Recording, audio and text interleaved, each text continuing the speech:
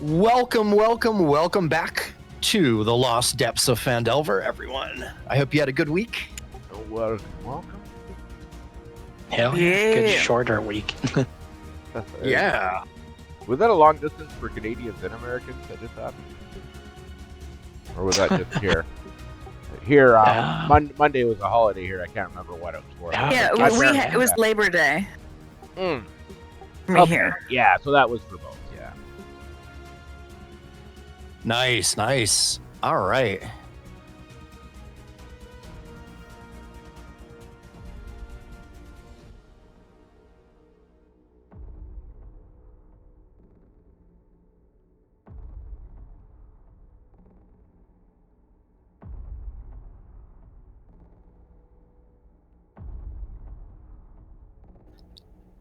After slaying a flesh golem and retrieving a key to open the pathway to the next part of the trials, our adventurers find themselves descending a spiral staircase and coming face to face with a large stone statue of an angel, if you will, keeping watch over the hall in front of them that is now kind of spilt over with lava that kind of broke through the walls and kind of made their way into the corridor here. Before they moved on, an inscription was read upon the statue. It said, "Ever watchful in death, ever watchful, to hide the fate we cast on our world from sight, to ever keep watch of the closing darkness." Our adventurers move forward into the corridor and navigate some of the lava that has spilt over into their way. Some taking a bit of damage, experiencing the heat of the hall itself as it seems to get hotter and hotter as they trek on. And that's where we're going to begin this evening. Hell yeah. Nice.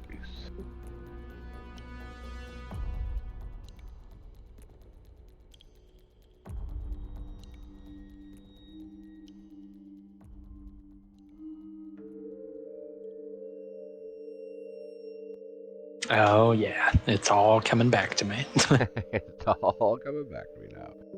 The hallway of fun. Fuck yeah.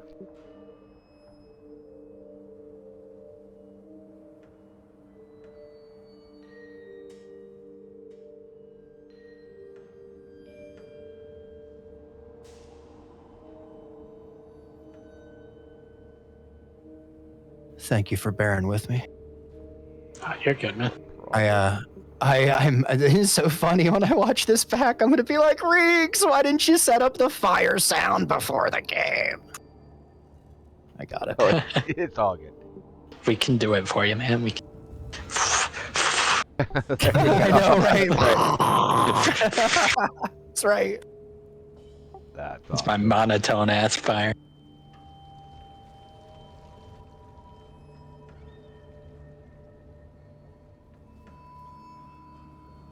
That's good enough. Okay. My apology. All right. So, last time we ended on the last person in line, which was me, actually. And we're gonna go back. We're gonna go back to Ronan. You all took some of you took damage from the heat, the building heat here. But we're gonna go ahead and continue here.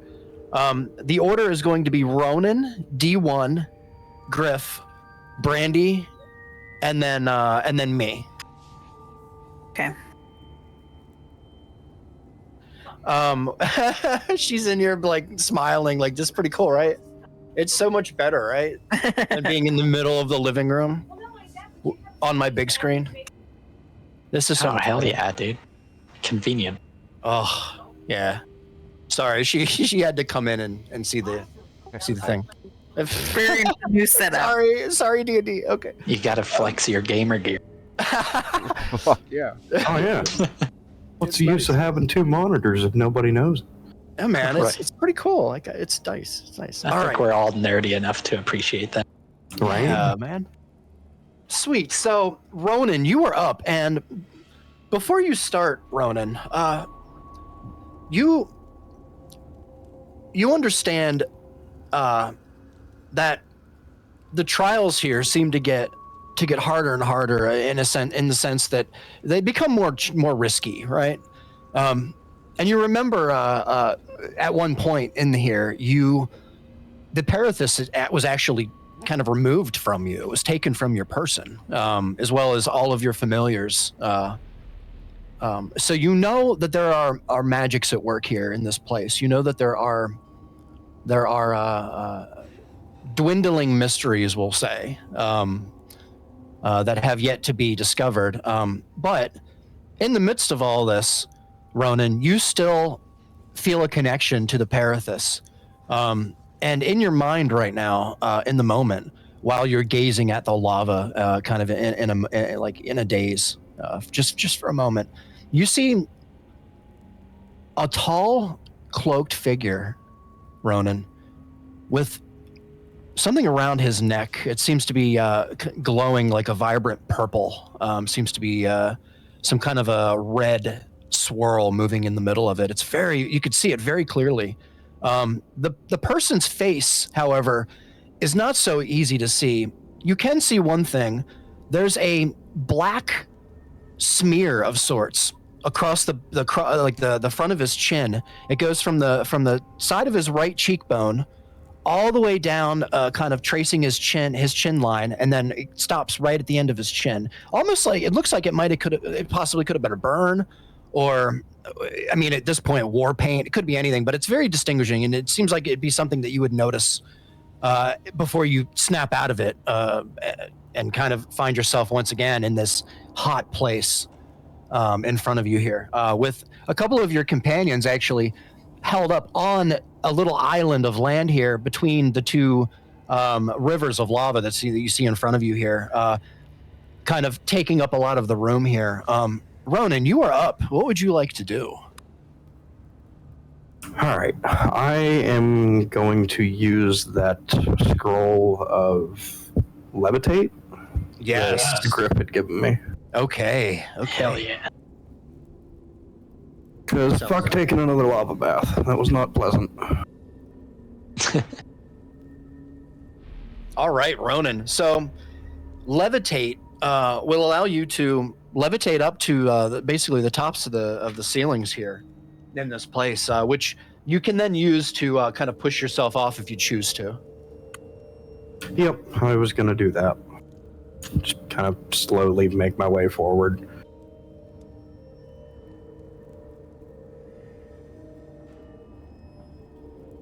Do I move at half speed or something like that? Can you move with levitate? I thought we were gonna drag you with rope or some shit. You can do that. I'm pretty sure the spell specifies like you can crawl along the wall or ceiling. Yeah, let me look it up. I should know. I want to say that it uses like the climb speed instead of walk or something like that. Yeah, sorry guys, I was up for a second. Yeah, you absolutely can. You can push off against the surface to move. Oh, perfect. Yeah, And I remember we believe, hashed this out. Yeah, I believe you're right. If you're crawling on the wall or something, you use 50% move speed. Yeah, one creature or loose object of your choice that you can see within range rises vertically up to 20 feet, which is plenty of. There's plenty of room in here for that, and remains suspended there for the duration. The spell can levitate a target that weighs up to 500 pounds, an unwilling creature, yada yada yada. Okay, the target can move only by pushing or pulling against a fixed object or surface within reach, which is totally doable. He actually says in parentheses, such as a wall or a ceiling. So this is totally a thing that this is intended for. That's pretty In cool. case anybody needed any clarification there, yeah. So is it? Oh, do I have 30 feet of movement or? You do. I don't see anything here that counter. That counter. Pushing or pulling. Let me just double check. Oh, 20. Oh, wait, altitude. It allows 20. you to move as if you were climbing. So climbing speed, unless you're a race or have an ability that lets you have a climbing speed, your climbing is, I believe, 2 feet for everyone. But same as. It is. You're right. Yeah. Totally right. I have it right here. Actually, you're totally right, man. You're good at this stuff. Yeah. You know so much about. Well, I remember we were also looking this up last week, but yeah, that's right. Yeah, climb speed. So whatever your climbing speed is for your character. Yep. So would the speed even matter? Because he's gonna go a total of 30 feet regardless, right? Well, normally, yeah, but we're doing this turn-based, so we're This doing is actually considered 6-second intervals. I guess we're taking our turn. Okay. Yeah, this is actually considered a complex trap. The thing that you're doing right now, the way it's set up. So that's the only reason we're doing it turn-based. If you were curious. Gotcha. Yeah. So yeah, all right. So yeah, you Ronan, you feel. I was gonna say something there, but I caught myself because I knew you guys were gonna be like, "What, Riggs? You do what?" You begin to gently float in the air, Ronan. You feel weightless as you raise your hands up above you and your arms up above you to the rising ceiling, kind of closing in. Your fingertips touch the stone as you gently make contact, coming kind of to a slow halt and floating in midair. You absolutely can move now if you'd like. How long? Let me just double check here. I have a 30-foot movement speed, so whatever that is for climb. Concentration up to 10 minutes. So you got this for a while. All right. Good stuff. All right, Ronan. How far would you like to float along here? You are above Brandy, where you currently are. You could float right above her. Oh gosh. Yeah. All right, and then I'm assuming it was an action to use the scroll. I believe that's what we made it. Yeah. Okay, so I can't dash. Let me just double check though. Oh, I have Discord already open. I'm so used to having to like click on the same damn screen. We modded this, right? Yeah, we modded the scroll thing. So I believe it is an action to use a scroll, but anybody can use it.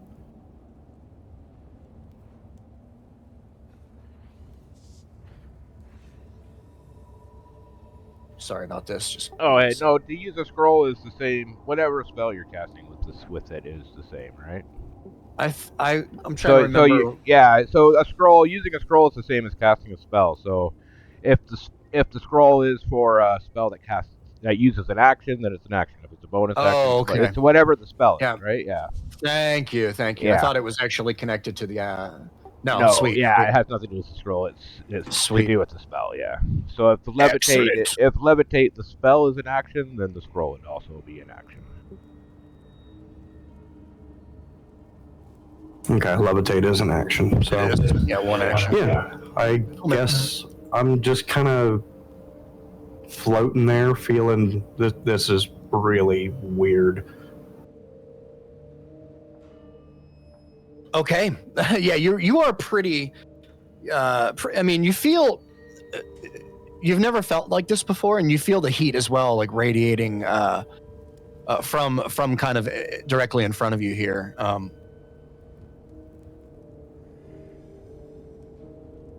Yeah, I'll move up as far as I can. So you said like I'm over top of Brandy. You are. All right.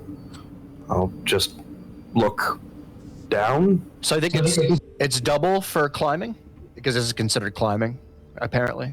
So it's just 15, 20.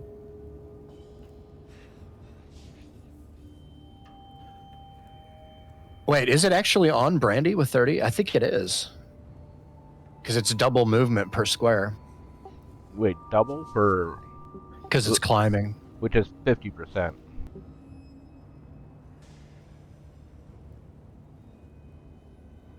Yeah, it's the same thing. But you should be able to move 15 feet, yeah. So, yeah, 50% is, well, it's... half of 30. Isn't it While just climbing or swimming, each foot of movement costs 1 extra foot. Yeah, that's what I thought. 2 So it's extra double. feet in difficult terrain. So Yeah. So he'd go there. I can only move 15. That's right. Yep. Yeah. Over top of Brandy. Seda was right. We were both right. Yeah, we were Oh, both shit. right. Yeah. It was. Yeah, we're both right. Yeah, so you could get right on top of Brandon Yep. from where you're on. Because it's just double movement. So it'd be 10, 20, 30. Yeah, I see. Yeah. That's how I was doing Phrase it. it your way. Yeah, that's right. Yeah. I don't know if that's right, but that's how I figured it out. Yeah. Each foot takes double movement, or you can move half of your movement. Yeah, they're both. So they're somebody's both the watching same this, thing, you know, and they're laughing their asses Yeah. off at us. We're both saying the same thing. Just different I'm ways, such right? an idiot with this stuff. Yeah. Yeah. Oh, God. Seda's like the chat GPT of D&D. No, he is. He's really good at this stuff. Like I should know a lot more about this stuff, but it's so funny. Like we've gone so many sessions in the other campaign, and we haven't come across stuff like this. Honestly, man, Yeah. I think you hold it down. Oh yeah. Yeah, I'll kind of like hold my pole arm out for designation 1. Drag me if you can. Yeah, I'll definitely try to help him by dragging him. Are you gonna help drag him as you move as well, D1? Is that your idea? I'm just sort of standing still here on his turn. I wonder if pulling on his thing would be like an environmental reaction. So for the moment, Don't pull on anyone's thing. So for the moment, I'll pull it for you. Ask him first. buy him pizza first. But it's easier to ask for forgiveness than permission. Oh no.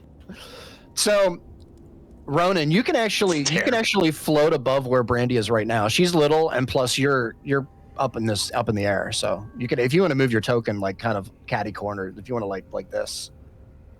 Yeah, he can still. We can do that. That works. He was there. Yeah. Yeah. It's still basically 15. Yep. Mm-hmm. No worries. So that sounds good to me. And I guess that's my turn. That sounds good. Nice.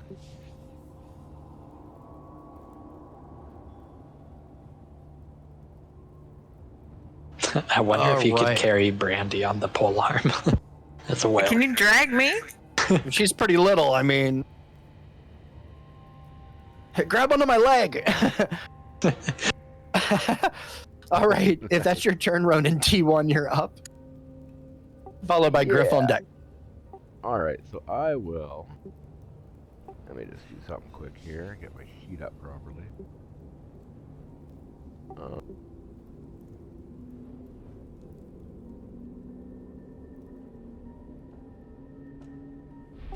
All right. I'm just going to.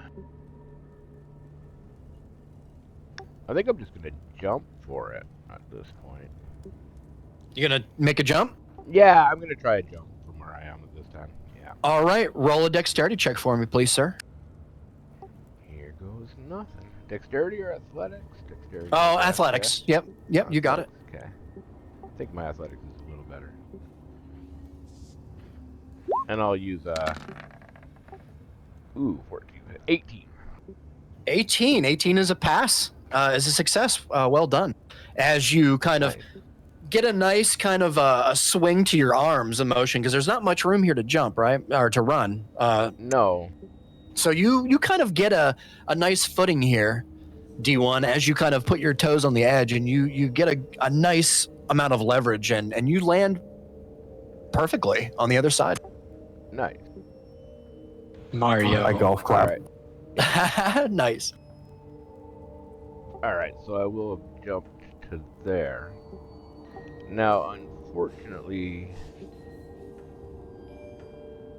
actually,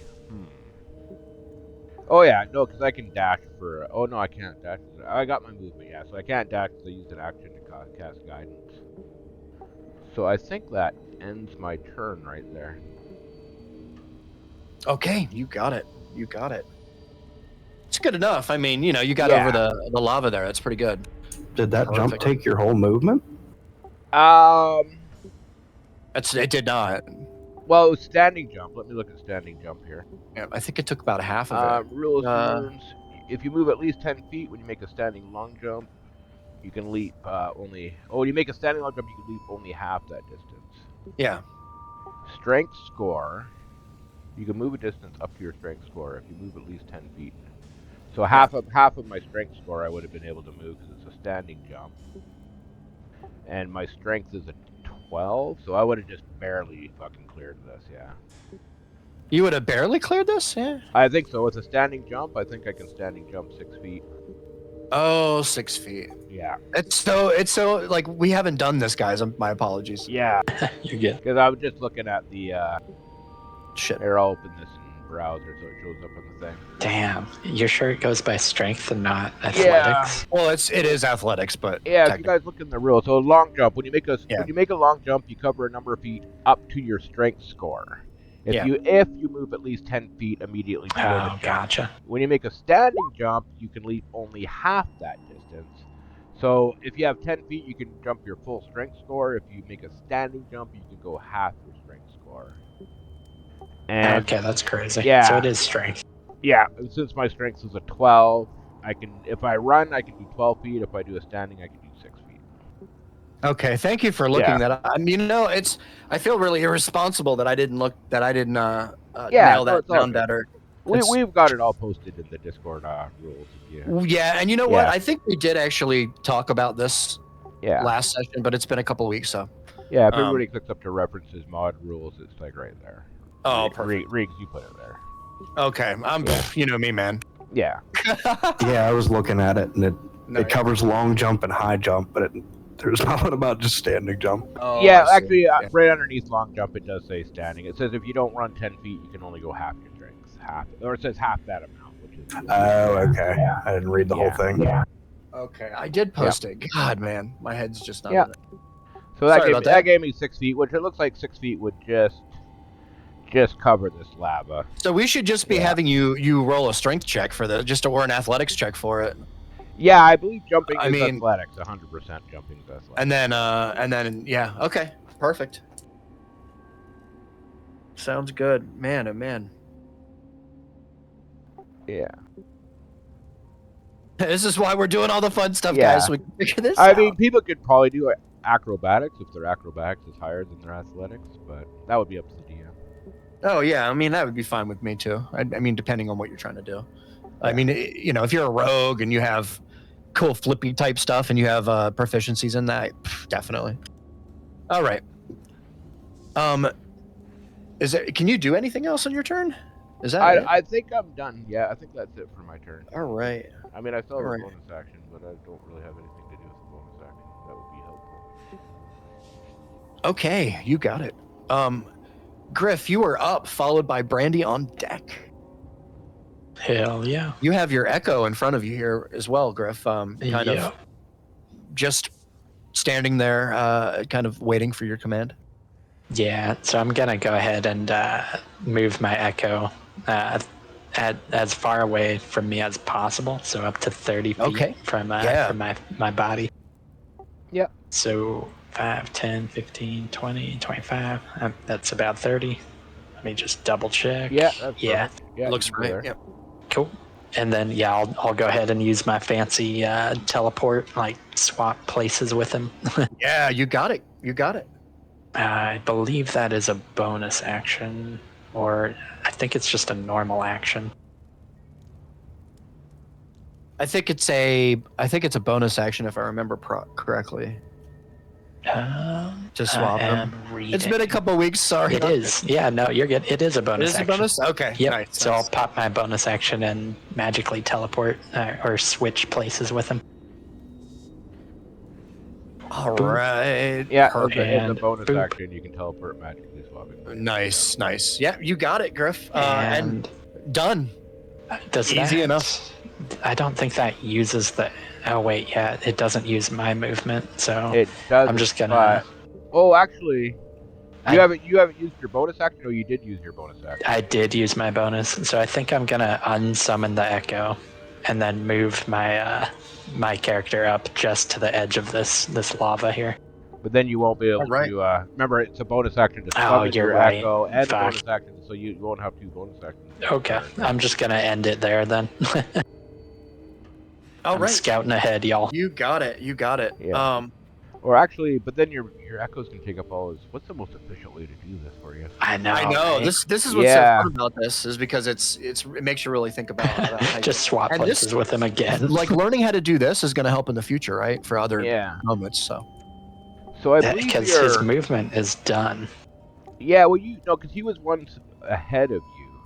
Can he move 30 feet? He can. So he's only moved 25 feet. So he could move to here to finish off his.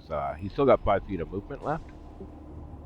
I mean, I did move him 30 feet away originally. You moved him 30 feet from where you were. Whoops, sorry, guys. Can you erase that? Actually, I'll erase that. You moved him 30 feet from where you were. But remember, he was right here. He was a square ahead of you. Oh, that's so you true. Only had to he does have 25, so that gives him 5 more feet, yeah. Fucking A, man. The fucking chat GPT. Sato GPT. So there you go. So he can stop there. That's right. Yeah, he's still got that last 5 feet. Okay. Yeah, that's much more efficient. And if you still have your movement, that means you could move here. Ah, fuck yeah, man. Hell yeah. Yep. That works. And now that's much better. Yeah, you're able to do that. Yeah. Sweet. Yep, that'll do it for me. Just a quick little motion. Does the teleport use your movement? It does not. I don't think. Luckily. No, it uses your bonus action up. Yeah, so my physical body still has all of his movement. I just can't move 30 feet away from the echo. Yeah, or he disappears. As a bonus action, you can resummon it with your echo. At it cost him 15 feet of his movement to do the teleport, which means he still had 15 feet of his own movement left. Oh shit! Okay. Yeah. So it says as a bonus action, you can teleport magically swapping places with your echo at a cost of 15 feet of your movement. Yeah. Gotcha. Okay, so it takes half my movement. That's not bad. Yeah. So you still had 15 feet left, which allowed you to move that extra 5. Now, technically, it's all legal. You still have 10 feet of movement, but if you move any more, you're going to get out of range of your echo, and he's going to disappear on you. Yeah, don't want that. Although, cool. You're kind of screwed next turn anyways, because now your echo can only move 30 feet. Yeah, that's true. It might be worth it to unsummon him, huh? Well, it's the exact same. You can either unsummon him and resummon him here, or you can use his movement and put him there. Oh, actually, yeah, it might be worth it to unsummon him. You're right. Yeah, that's what I'm thinking. Fuck. Okay, yeah, I'll go ahead and de-summon him. Sorry, Reeks. It's okay. It's fine. Yeah. It is fine. It's all gravy. Yeah, he is absolutely. He kind of de-operates. Does he make a pop when that happens? I think so. He goes. There, it's way better. It's like, when you open a can of Monster. I can't do it. All right. Yeah. I kind of wanted him to just sink into the lava like the Terminator. I mean, he could have. Actually. Oh no, he didn't have enough movement to get in. Oh shit. Motherfucker. All right. Yeah, that's it for me. Yeah, you got it, Griff. Brandy, you are up, followed by D1 on deck. All right. Well, I don't know if I don't think I can jump over this gigantic hall of doom and death. You could if you. Yeah, unfortunately, I used my guidance on myself this time. Thank God I did, or else I probably would have fallen in the lava. Yeah. I'm trying to think of how I can get over. I mean, can I have a rope ladder? I throw it to you? I don't know. Yeah, or you can just go for it. Oh God. Your strength is pretty high, right? It's a far jump. I mean, you could try it though. For a standing jump, it's maximum, but it's basically whatever the DC he has set on the jump. It's pretty high for her, yeah. Yeah, I feel like I gotta have another option besides just jumping to my maybe doom. True. Let me think. I mean, I have a rope.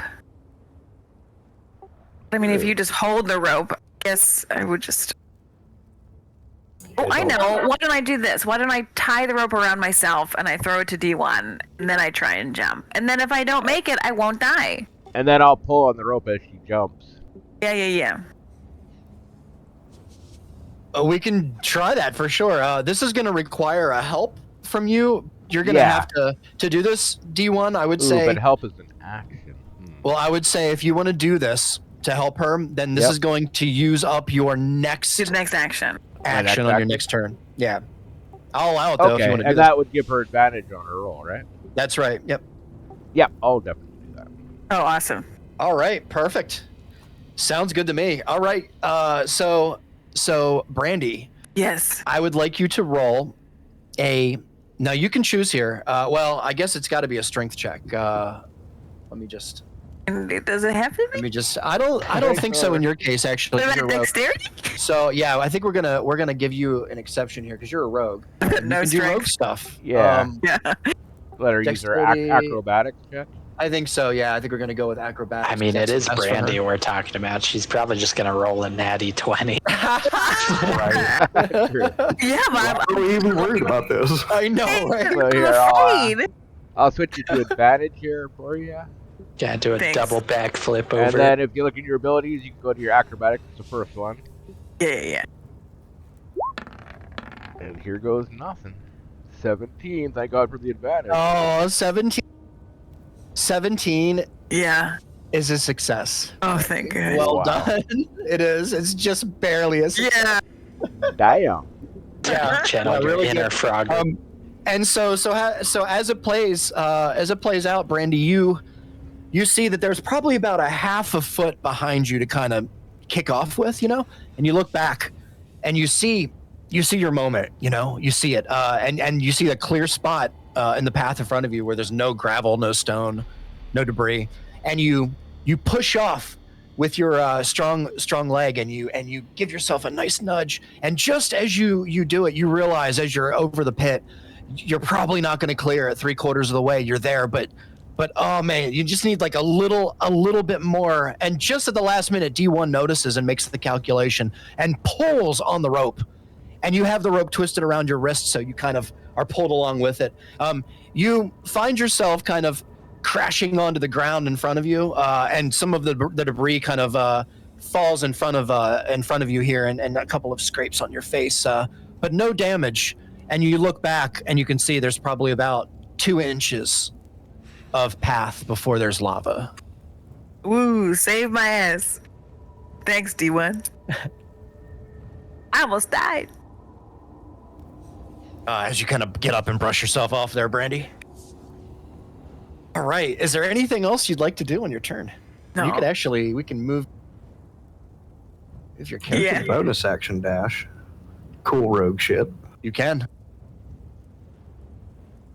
Absolutely can. I'm a little shaken up. I'm just gonna stay right here. Yeah, you got it. And I don't believe you have guidance at the moment, right? All right. Sounds good. If that's everything, Brandy? No, I'm good. All right. So we're going to go ahead and I'm going to consume my 2 tokens here that I earned from the last 2 rounds.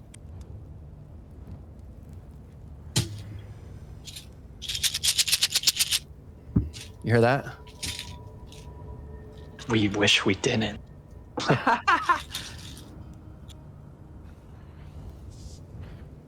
So as you kind of stand here, all of you, in the moment, with your kind of, pressing on towards the door in front of you that inevitably leads to, somewhere, closer to seeking the amulet in here, which is the whole purpose of you being here. As you continue,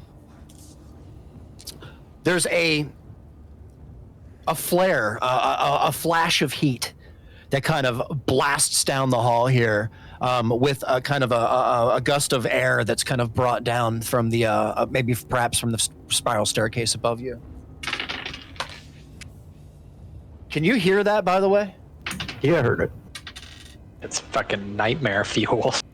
Sounded like 6s. Wow. All right. So I need Ronan, Brandy, D1, and Griff, all of you, to roll a con save for me. Whoa. Yeah, I'm back. Sorry, I stepped up for a second. No worries, man. No worries. Oh, horrible time to come back. Just in time for a Constitution save, yeah. Oh, Ronan, nice. Nat 20 for Ronan, damn. Oh, Nat 20 for nice. They're taking my good roll. What is happening? What? Oh, and then my a 5 God. for me, and an 8 for Brandy. Oh my god. I'm sorry, man. Holy fuck. That's We absorbed all the luck. That's right. You guys used up all our good luck. Oh, that's amazing. I've So never funny. seen this. This is so crazy. All right, this is perfect. High and low. It's a ballot So- to the universe. So Ronan and Griff, man, as the fire blast kind of you feel the air kind of for a moment the kind of it's a little humid in here that you can remember from the when you came down the stairs and stuff, but that is now all gone. You feel a dryness about the air, and there's a kind of a moment where it's silent for just a moment. The both of you sense it.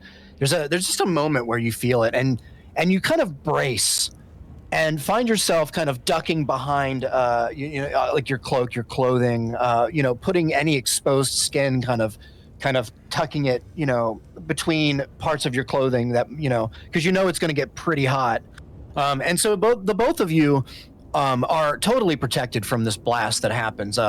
Unfortunately, D1 and Brandy, you both take 9 points of fire damage. Oh my god. As a blast of air kind of moves down here and takes a lot of the heat from the lava with it, and you feel it as a kind of some of the hairs on your arms singe, and some of them on the back of your neck. You can feel it. The heat is building in here for whatever reason, whether natural or not.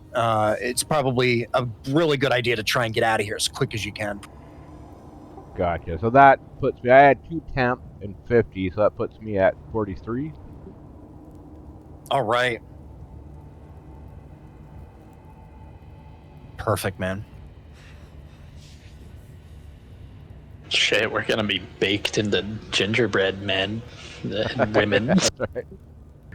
It's 2023. All right. And as that happens, fail. There is more, more of the same, but it just seems a little hotter than it did before. And we will go to Ronan now. Ronan, you're up, followed by D1 on deck. All right. So floating there up in the air, I'm gonna try and orient myself so like my feet are on the ceiling, because this is really, what's the word? Discombobulating. And yeah, I guess I'll just dash and move 30 feet. Oh, you're gonna put your feet on the ceiling. I see what you're saying. Sure, man. We're gonna allow it. That's pretty clever. Well, I wasn't looking for like any mechanical. No. It's still climbing. I'm just for flavor. Yeah. Sure. I love that. Yeah, because Actually, this time he did use an action for his levitate, so he still has his dash action, which gives him the extra 15 feet. Yeah. I love that. I see. I was thinking. See, this is the kind of stuff that I feel like an idiot for, because I'm like, all right. So how far can you dash, if you don't mind? Same Well, equal to your movement it's- speed. Yeah, Half just so of your dash is movement. an action, so it uses up your action. Oh, okay, but it's like Yeah. half your total movement. But it's it's your total movement. If you use your action to dash, you can move your total Oh, movement again. holy shit, that is OP. Yeah. Good thinking, man. Holy shit. Yeah, dashing doubles your movement speed. That's pretty smart. And you move by and you can see Bitter's standing there. As you kind of move by, yeah, he's keeping up pretty high away from the lava here to kind of keep free from the heat. Both him and Rummy, they're fine, by the way, not affected by the heat. As far as you can tell, yeah. I'm gonna hold my pole arm out to rub me and be like, "Take me for a walk." Very But nice. yeah, that's my turn. Okay. All right. D1, you are up, followed by Griff on deck. All right. Well, I used my action already. You did.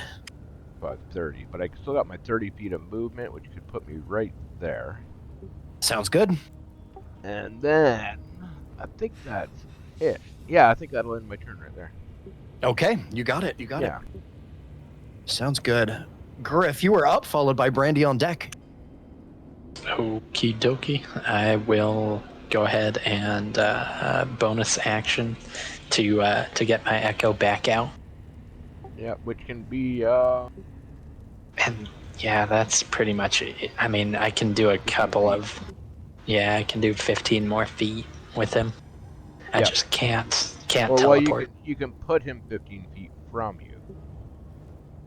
So you could perfect. You could. Oh, I keep drawing fucking.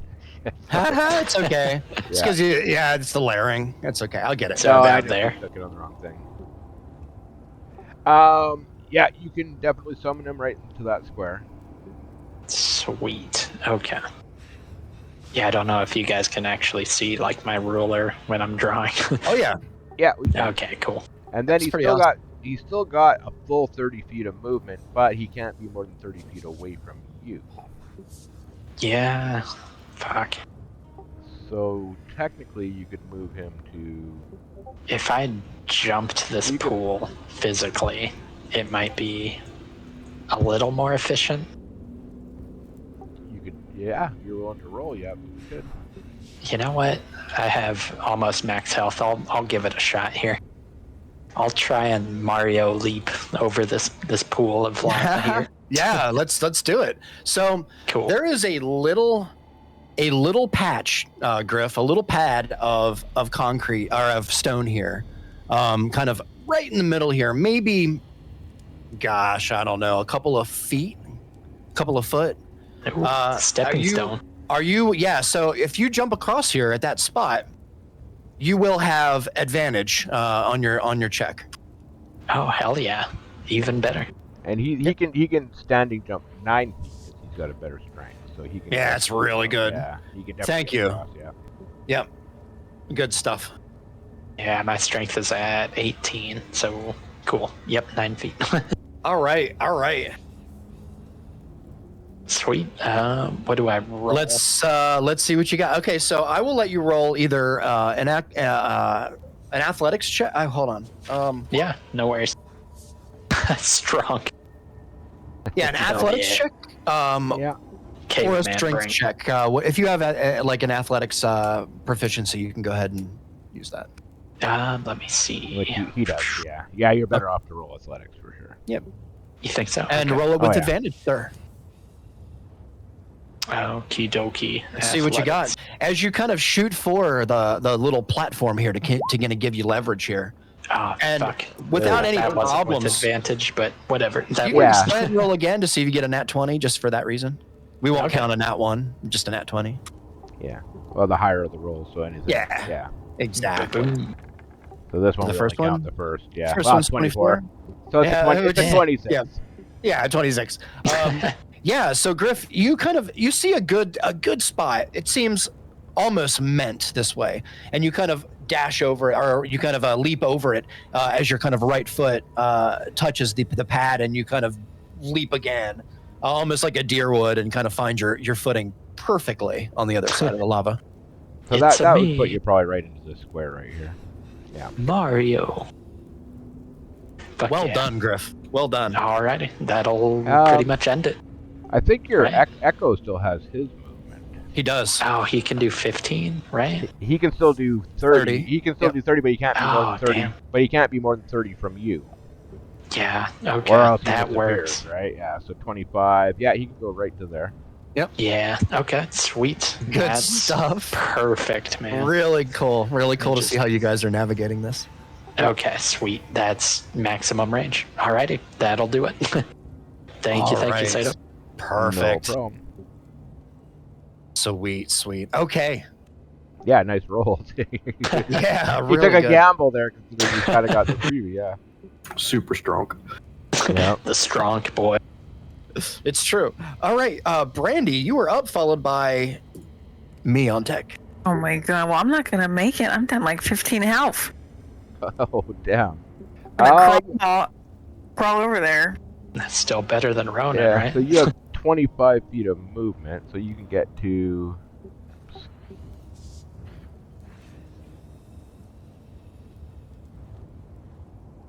You can get to, well, on top of me, or you could get to probably... Yeah. Actually, Probably the best option. She's little, so I would I think that's probably fine for her to end on your square. We'll just have to put her off on the side. I know that's not a thing in D&D, but she can move through. She can move through me because she's a halfling, but I don't know if she can stop on. Yeah, that's what I mean. Like I think in D&D the rule is that you can't stop on another creature, but I think there's exceptions if you are of different sizes. I believe that there is exceptions there. I have to double check. There is for her moving she's through smaller than you. She can move through me without it being difficult terrain.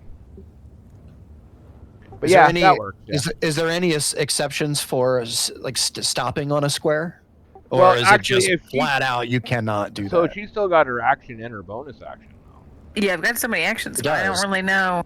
So you can. Well. So you can move right through me. Say you're here, and then you use your bonus action dash rogue ability. Could easily put you to this square here. Yeah, I was trying to think of maybe if I wanted to save some space so I could do a running jump next time. Oh yeah, you do want to do the running jump, but then so you could stop. You could start running as you go through me. You could start running as you go through me, run the 10 feet, and then still have your action to jump. To do the jump? Here. Okay. Yeah. No, that makes sense, I guess. Yeah. Well, then let's try and do that. So she's basically gonna run. She's gonna run through me with her bonus. Gonna get some speed. Yeah. I'm gonna try and leap. Get some momentum. Yeah. For sure. So. Yeah, then she'll try to leap too. And actually, she can leap if she's got the 10 feet. She can go her full strength. She can. Which means, what is her strength? Oh, her strength is only a 0. Yeah. She I got no strength. Yeah. So this is why I was just having her roll acrobatics for her, because she is a rogue at the end of the day. Yeah, but I'm just saying for distance. But she can definitely get to the square. She can definitely get. Yeah. Oh yeah, for sure. And she's running like she. So you have advantage as well. Okay. I believe, isn't that how it works with a run? It's not normally, no. Oh, it's not with advantage. My bad. Sorry. I'm sorry. I'm getting used to this. Sweet. So yeah, go ahead and Brandy and roll roll an athletics check or an acrobatics check for me. Yeah. Oh, a 10. Fall into the lava. So Brandy, kind of around midway, you realize you just didn't have enough momentum to kind of make it I'm all feeling the way. the heat. And you kind of land awkwardly with like half of your hip kind of dip just for a second, dip in the lava.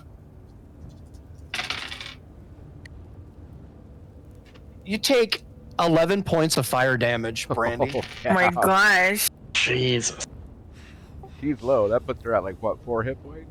Yeah. We might want to summon. I gotta yell at Grip going. You might want to summon a Nula next time, or it's getting real. Yeah. Oh man. And Can D1 throw me across next time? Maybe. That might be the way. Jump your shoulders and jump off, and you're feeling the heat like a Whitney Houston song. Brandy, you managed to kind of pull your leg up. I'm okay, guys. I'm okay. Yeah, you're kind of. I mean, you're feeling it. You've had better days. Yeah, I'm not the only one in the club of lava swimming. You guys need lava wings.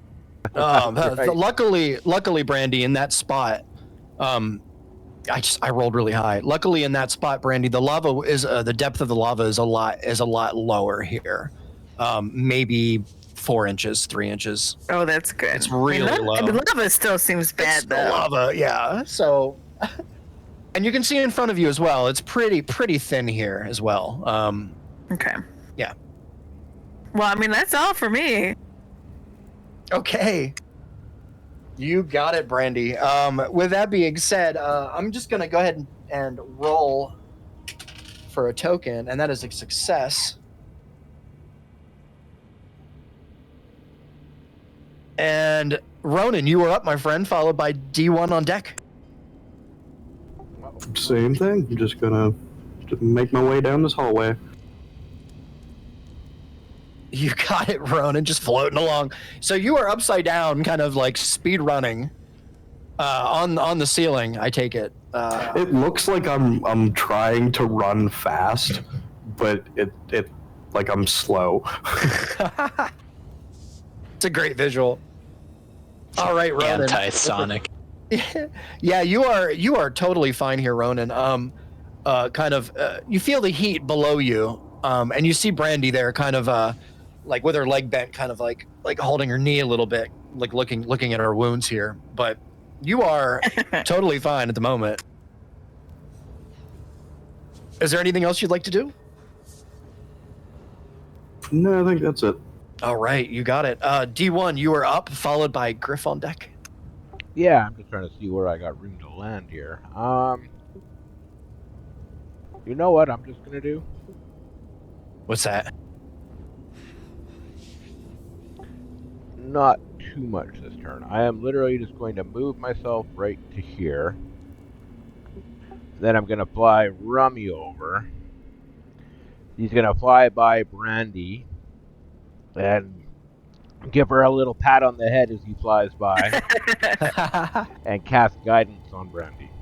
Oh, thank perfect. you. Perfect. And that was my turn. Nice. Okay, you got it. It's a good turn.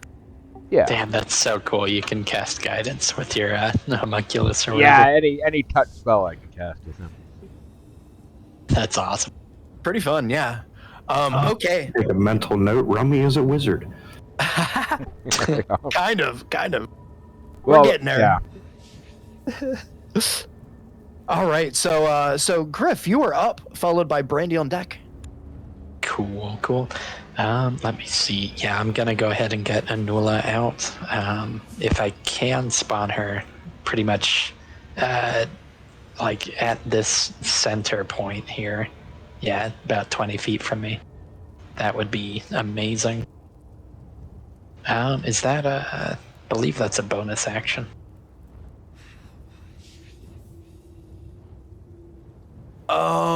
Should probably know at this point.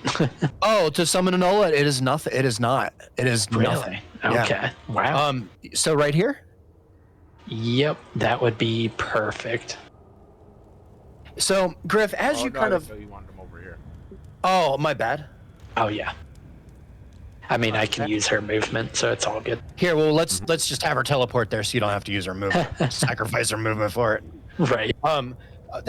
So I'll let you put her wherever you want where she appears. She has to be like within 30 feet of you is the rule, but you can put her where, I'm assuming that's kind of around where you want to put her, but Yep, that'll do it. Okay, all right. You can even move her like right on the square next to Brandy or Ronan if you want. You have that square as well. Oh, really? Okay. Yeah. So she has another. I'll go ahead and put her next to Brandy here. You got it. And all right. If she can pop one of her cantrips to cast Healing Touch on Brandy, I don't think she's that close. So I believe as it's written on her card, she can't do anything the turn she's summoned. Oh. Let me just double check. Yeah, I'm looking at it right now as well. But I might be wrong. Unable to communicate with the living aside from the requirements to heal. Okay. Yeah, no restrictions. My bad. Sweet. No, you're good. It's been a while, right? It has. It's been a second. Yeah, so Griff, you absolutely you have a full range with Enola here with her spell slots, which is actually on your. It should be on your character sheet. Sato is just rocks and just hook everybody out. It is on your bio page. Yeah, there you go. So fuck, nice, dude. So does Enola hover or does she walk? She is not really affected by the area around you, like environmental area around you. If your question is like, can she walk on lava? The answer is yes. Okay, so she could actually walk over and touch Brandy for a proper cure wounds, right? Totally. Yep, she could. She totally ignores all environmental anything.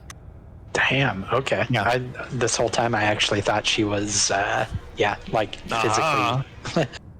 She fucking non-corporeal. Non-corporeal at the moment. Goddamn e-girlfriend doesn't exist.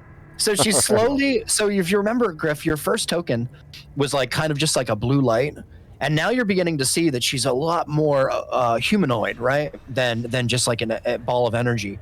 And soon you're gonna get to see a little bit more. At the moment, she's still kind of in between worlds as you see it, but she is enough here in order to interact with you and your companions. It's a very odd thing to explain. She's kind of phased in between realities, if you will. Okay, and she's kind of like a fey creature, as we she is, as best as you can tell. Yeah, she seems to be some kind of a fey creature of some sort, and you can't tell if she's like past and like this is like a ghost, or if she's like maybe in between dimensions and still alive and existent, or you can't be sure what this is, or maybe perhaps trapped within the dream catcher itself. It's hard to tell. Shit. But as you lift up, Griff, the dream catcher at your side, and you kind of touch it down on the rim, and you come to know, like, the power of the blue light, the radiance level of it, if you will, as far as where Enola is at the moment of her summoning, and she almost seems to be able to tell, Griff, when you need her. She gets closer and closer because the blue light becomes more radiant. And you wave your hand across it, and as you do, you kind of feel her come into presence as she kind of forms in front of you. Hell yeah. I've always wanted to date a furry. Oh, God. I love you, man. If I ever told you that. It's awkward. All right, awesome. Okay. I'll cast Cure Wounds on Brandy here. It's 1d8 plus. I've got it. You can just go in your attack. Right underneath your sword. Oh wow! Yeah. Holy shit! Thank you, dude. At some point, you'll have to show me how to do this, so I can take some of the load off you. Yeah, no, it's all easy. Ba-boom! He's become a monster at that stuff. Yeah. Just really, really efficient at it. You click it in your attack. Okay. Yeah. So if I click, it's not actually rolling. If you look, are you going onto your attack spellcasting where you normally do your longsword attack? I am. Here, let me give it a test here. So the longswords are rolling. Yeah, and the cure wounds. But the cure wounds is not. Oh, you're right. It's blank for attack. Yeah, interesting. It is just a simple 1d8 though, so yeah, I can go ahead and do plus 2. Yeah, plus 2. Yep. That, yeah. Because it's doing what level? So actually, if you look underneath your sheet, it'll say submit what level. Really? I don't see that. Yeah. Oh, well, let me cast. Yeah, just roll a d8. That works. Right. I mean, I would love to like hash this out with you and get this set up because I love the organization, man. So that's 5 total. So Brandy, you regain 5 points of 5 hit points. Oh my goodness! I might live, guys. It's better than nothing. Well done. And you see, as Enola kind of comes like apparates, you see before she fully apparates, she kind of goes over and offers a healing hand to Brandy, and then she kind of fully becomes apparated after. I thought she was gonna pick me up and carry me around. If only, right? It was so nice. There are some things there, Griff. I'll go ahead and give you the floor here, though. It's still your turn, I believe, right? Yeah. So, I was gonna say something to you though, real quick. I'm gonna message you. Talk to me. Really, I was gonna just burn another spell slot and maybe see if I can cast anything. Because Ronan, you're pretty darn low on HP as well, right? I'm about half. Not looking terrible. Okay, sweet. And you're up there flying around, so you're covered. Sorry. Yeah. No, sorry. go ahead. Real quick as well. And again, I don't want to steer or anything like that. I just want to make a recommendation. Don't forget, all of you guys, you have items. You probably have something handy on your person, maybe even your inventory, or maybe a spell that you might have that might be helpful here, or maybe even like Griff, like you could check Enola, like she might have something handy that you might use here aside from heals. You never know. There's always options. Well, I think she just used her action for Cure Wounds, though, didn't she? She did. Yeah. Oh, so I can't cast a second spell in the same turn. No, you cannot. Correct. You could cast a cantrip, but no, cantrip. But it has to be a bonus action, not an action. Right, and you have to have cast a spell on your action in order to do that. Like, you have to, in order to, like, for instance, like in order to attack as a bonus action, you have to have attacked as an action first. Like it's like they're like tied together in that way. That makes sense. So I guess I'll just pop one of her cantrips and just give Brandy guidance. I do see the jump spell. So actually, now that I think about it, hang on. Yeah. So because if I could throw a jump, this is the toughest boss I've ever faced. I know. I feel bad now. Don't feel bad. It makes it interesting. Unfortunately, guidance is an action and Cure Wounds is an action. But healing you can only word, make one guidance on at a time, right? Healing word is a bonus action. Is it? Oh shit! It is. Yeah. So if you wanted if we wanted to let him take back that Cure Wounds, we will allow it. Yeah, I'll allow it. He could could re-roll that for Brandy's hit points. That way, because we're still, like I said, we're all still relatively low. I mean, I don't mind that. I don't mind. I mean, we can. It's really up to you, Griff. Actually, you know what? She's already got guidance. She's already got guidance. She does. Oh, she does. Okay. Yeah. So you can just leave it there for really. And next turn, you can do a healing word guidance combo. Yeah, I would probably actually just pop jump on her. But I mean, it's kind of. No, that's another action. So jump is actually really good. Yeah, that's what I was thinking.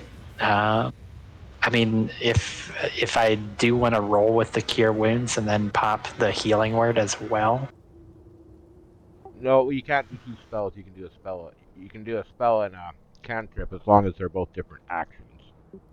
Oh shit! So even though healing word is the bonus action, it still would count as a spell. It does, yes. Yep. Damn. Okay. All right. I think I'm just gonna actually leave it at that since she has guidance already. Okay. That's a good use of vanilla. Yeah. I think we're good there. And then you still have your turn though to do your swap and all that good stuff. Yep. So that's just Enola. That works out perfectly. Enola's strong, man. She's strong. Sweet. So let me see. Can I actually initiate the swap on this turn? Yeah. It's just the bonus action. I think you have everything still. Yeah. Yeah. Because it doesn't cost you anything to bring out Enola. Oh, really? Okay, sweet. I was always thinking that was a bonus. Cool. I will make the teleport. It probably was, Griff, in the beginning. I think we changed it, and I just didn't give you the updated card. I think Sato changed it for us on your sheet to make it easier. But I think at one point it was a bonus action to use her, but you've come to kind of know her a little bit more since then, so you're, Hell yeah. Leveling up, man. Yeah, exactly. Sweet. So right. I'll just make that swap, and you got it. Pretty Griff. much call it good there. All right, that's awesome. Wow, just totally being like a champ getting through this. I love how you guys are navigating this. This is cool. All right, Griff, very well done. Good turn. Brandy, you are up. I'm afraid. Fire on deck. All right, so I've made it over this. I've got advantage and guidance, so I can try another jump.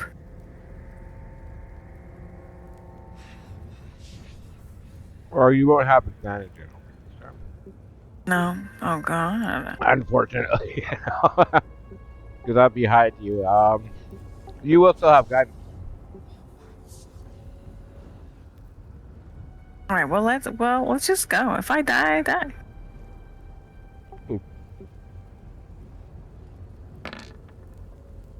There we go.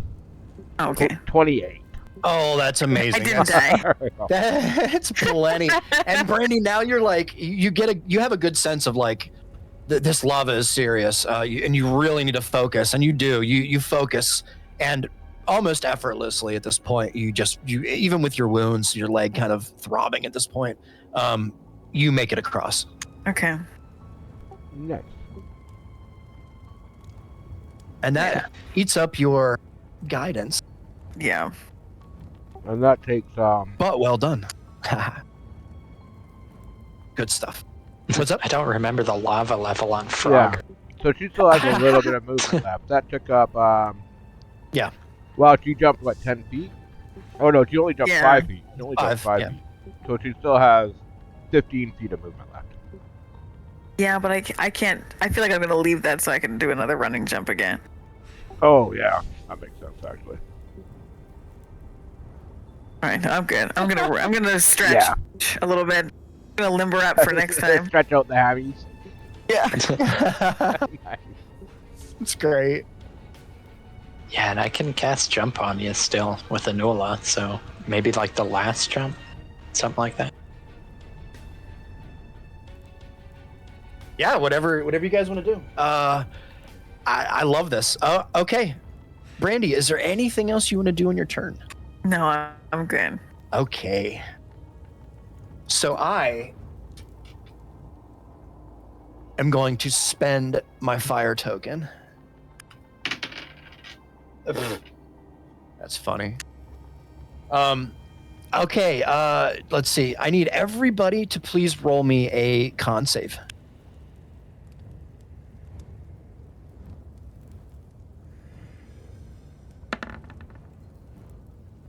Oh, fucking no. Oh, no. Oh no. Our luck ran out, dude.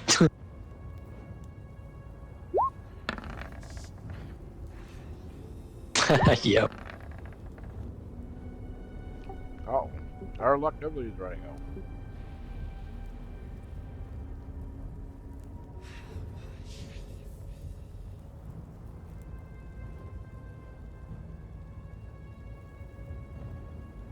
Oh, right. And I just need Brandy. Oh shit. No worries. Con save. Oh All god, right. that's a bad look sign. At these, look at these rolls, holy crap. Man, we're all in the gutter. All right. So everyone except Ronan takes 3 points of fire damage. Ooh. How many do I take? You take 6. 600. Ronan. I rolled really bad on this, which whatever. 600. Yeah. 600. 2,000. Oh shit. Yeah. Obliterated. That's amazing. 60. It's like the scene from the Terminator. It's true. You take 6 points. And the fire kind of, you feel you're kind of used to this by now. This kind of wave of heat is a little bit less extreme than the previous, as the kind of the fire wave kind of flashes down the hall here. And I got to roll a concentration check. You do. Thank you for reminding me, sir. That is a save. That's better. Yep, that is a success. At least I didn't fall face first. I know. That would have been great, right? It just lowers you gently to the ground, which means you would have like slow cooked on your way down. Oh God, I forgot about like that. Temple of Doom, the rock into the lava. It's true. Oh God. Burn your buns. Oh, it gave me nightmares as a freaking kid, man. But let me tell you, Sato, that was probably one of my favorite movies, like ever. Like Indiana Jones and the Temple of Doom. Like I know a lot of people like hate on that one because, or for whatever reason, but I love the Temple of Doom, man. It is great. Yeah. It's a great movie. Anyway, okay. Back to it. That concludes my turn. I am gonna roll for another token then. Right. All right. Ronan, you're up, followed by D1 on deck. All right. Same thing. Just rolling along the ceiling. I love this. I want to see like an animation of this. This would be fantastic. Yeah, this time I moonwalk though. Doing a little jig. I know, it's right. The next one's gonna be Thriller. That's great. All right. I believe you're on the echo, aren't you? Here, let me move the echo a little bit. There we go. Perfect, Ronan. Perfect. All right. Is there anything else you want to do on your turn? Nope, that's it. All right. Just stand here and count my lucky stars. You got it. D1, you are up, followed by Griff on deck. Okay. I still have my action this time, so I can cast guidance on myself. I think I was going to cast guidance and go for a standing long jump here. You got this. You got this. Let's see what you got. There goes nothing. Oh, shit. 10. Our rolls tonight are brutal. Honestly. Oh, man. All right. Fair enough. All right. D1, you take 7 points of fire damage. Damn. So that puts me to 33.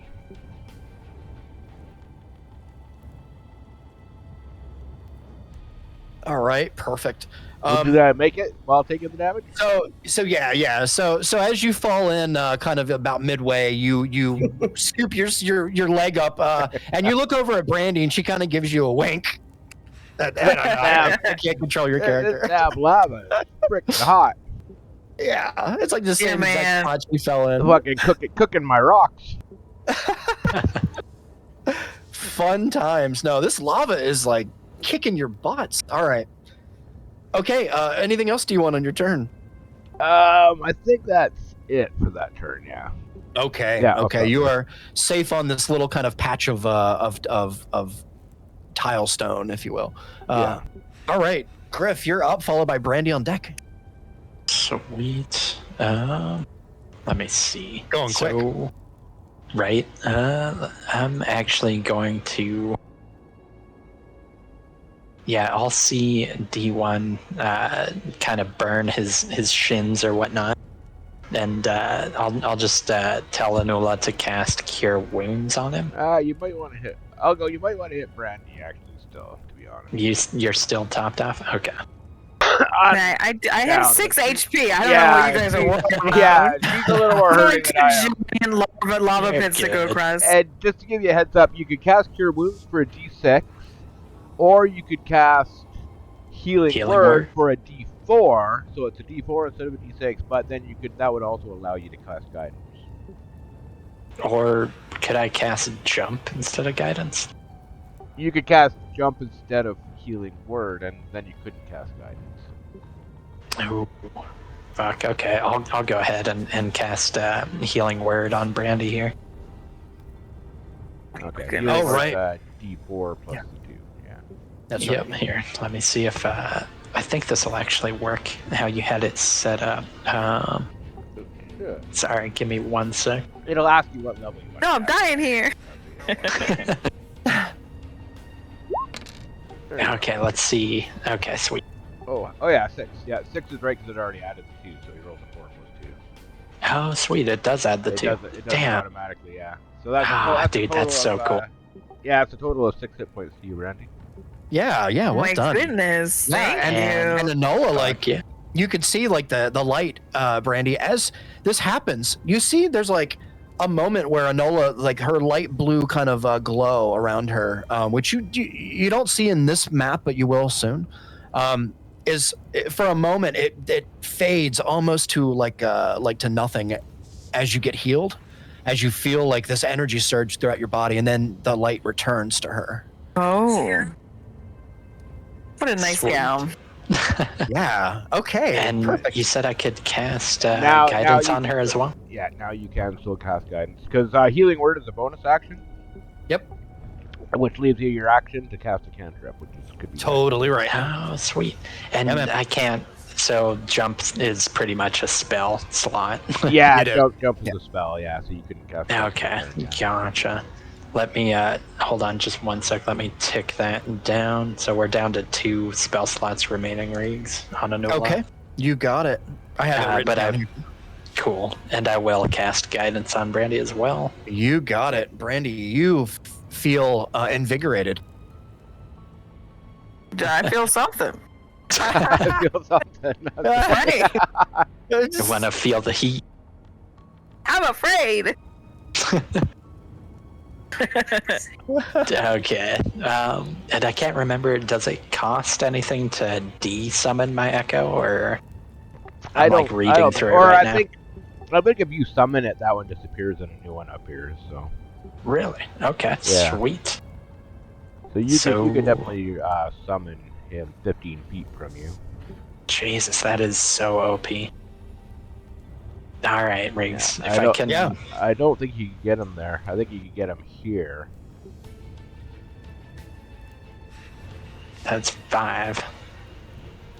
15. Yeah, 15 actually, would be in the lava. If he's floating, he's probably fine there. Oh yeah. Yeah. Yeah, so he could probably land right on the lava. Yeah. Right on that edge there. Sweet. Yeah, great. Let me just drag him over. Yeah, go for it. Yep. Ah, it's so badass. And then he still has his movement as long as he's not 30 feet from you, which means he could move right to one of these squares by the door, really. Oh yeah. That's so OP. All right, I'm gonna do it then. I'll move right by the door. You got it. And for sure. I do think I still have my bonus action as well. So no, you used your bonus action to summon him. Oh right. Okay. Thank you, man. Now, do you still have your action? Pretty much I believe you still have your action. Yeah, I have my normal action. Oh, but it's yeah. So you got your movement. You got your movement and your action. So I mean, you could move a little, but it wouldn't really help you much. Actually. Yeah, exactly. I can move to the edge. Yeah. I think you can make that jump. If you want, try. I mean, he's got a freebie next turn. I'm very strong. Yeah. So I don't know if it's worth them risking it with the freebie next coming up. Right. Yeah. No, I think that'll do it for this turn. All right. Good turn. Thank you, guys. Yeah, for sure. All right. Brandy, you are up. My gosh. Okay. So I can do a running jump. Oh man, I feel like that's a big jump. If you do a running, you got 12 feet or 10 feet, so you got plenty to get across. All right, well let's do it. Hell yeah! Fingers crossed on the acrobatics. All right, yeah. Acrobatics with guidance or acrobatics with guidance. Acrobatics. Yep. Okay, all right. So you have guidance, so you get a 1d, which it'll roll for you. I got yes. Clicked on, You clicked it, yeah. Yep. Okay. All right. Let's see big numbers here. Drum roll, please. There you go. That is a save. 20. Congratulations. Yeah, it's good. So as you you've learned some lessons here, Brandy, so far in this hallway. X is on fire.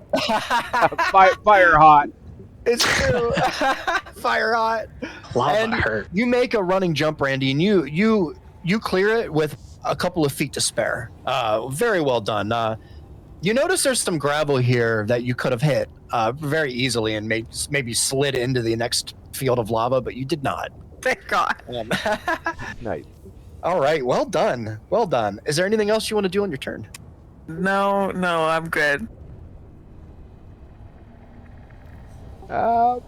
She can bonus action dash. This is a long jump for her with a strength of 10. It's a really long jump, yeah. Yeah. So I'm waiting for someone else. If she, I'm gonna need assistance for this one. Yeah, if she moves, let me just look at the dimension. If she moves, if she stands in this corner, she could actually probably get 10 feet right before the jump if she does it on the right angle. Can I just climb on D1's back when he jumps? I just go with him. You just tie me around his body. Well, these are the next. These are the two hardest jumps. Yeah, it's the truth. You're pretty small. You're pretty small. 30 pounds, you know.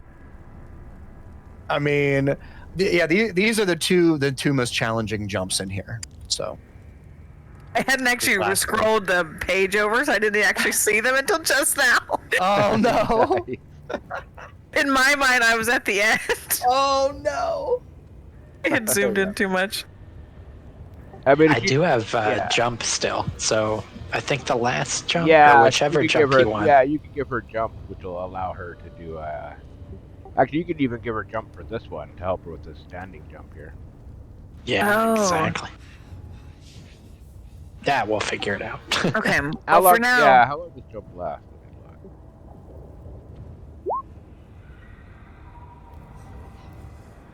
Duration 1 minute, so yeah, jump would last for all the rest of the time for sure. Oh, well, that would be that's a pretty good spell. There is a trick to this one here, but I won't say anything. You can see it.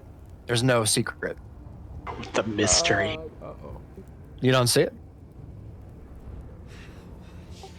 So there's a little patch of ground right here. Yeah. Yeah. I see that. And there's also a patch of ground here. So this is technically, from here to here, is technically the shortest distance, right? Oh, sure. Yeah, you could do it in 5 feet. You could do a standing.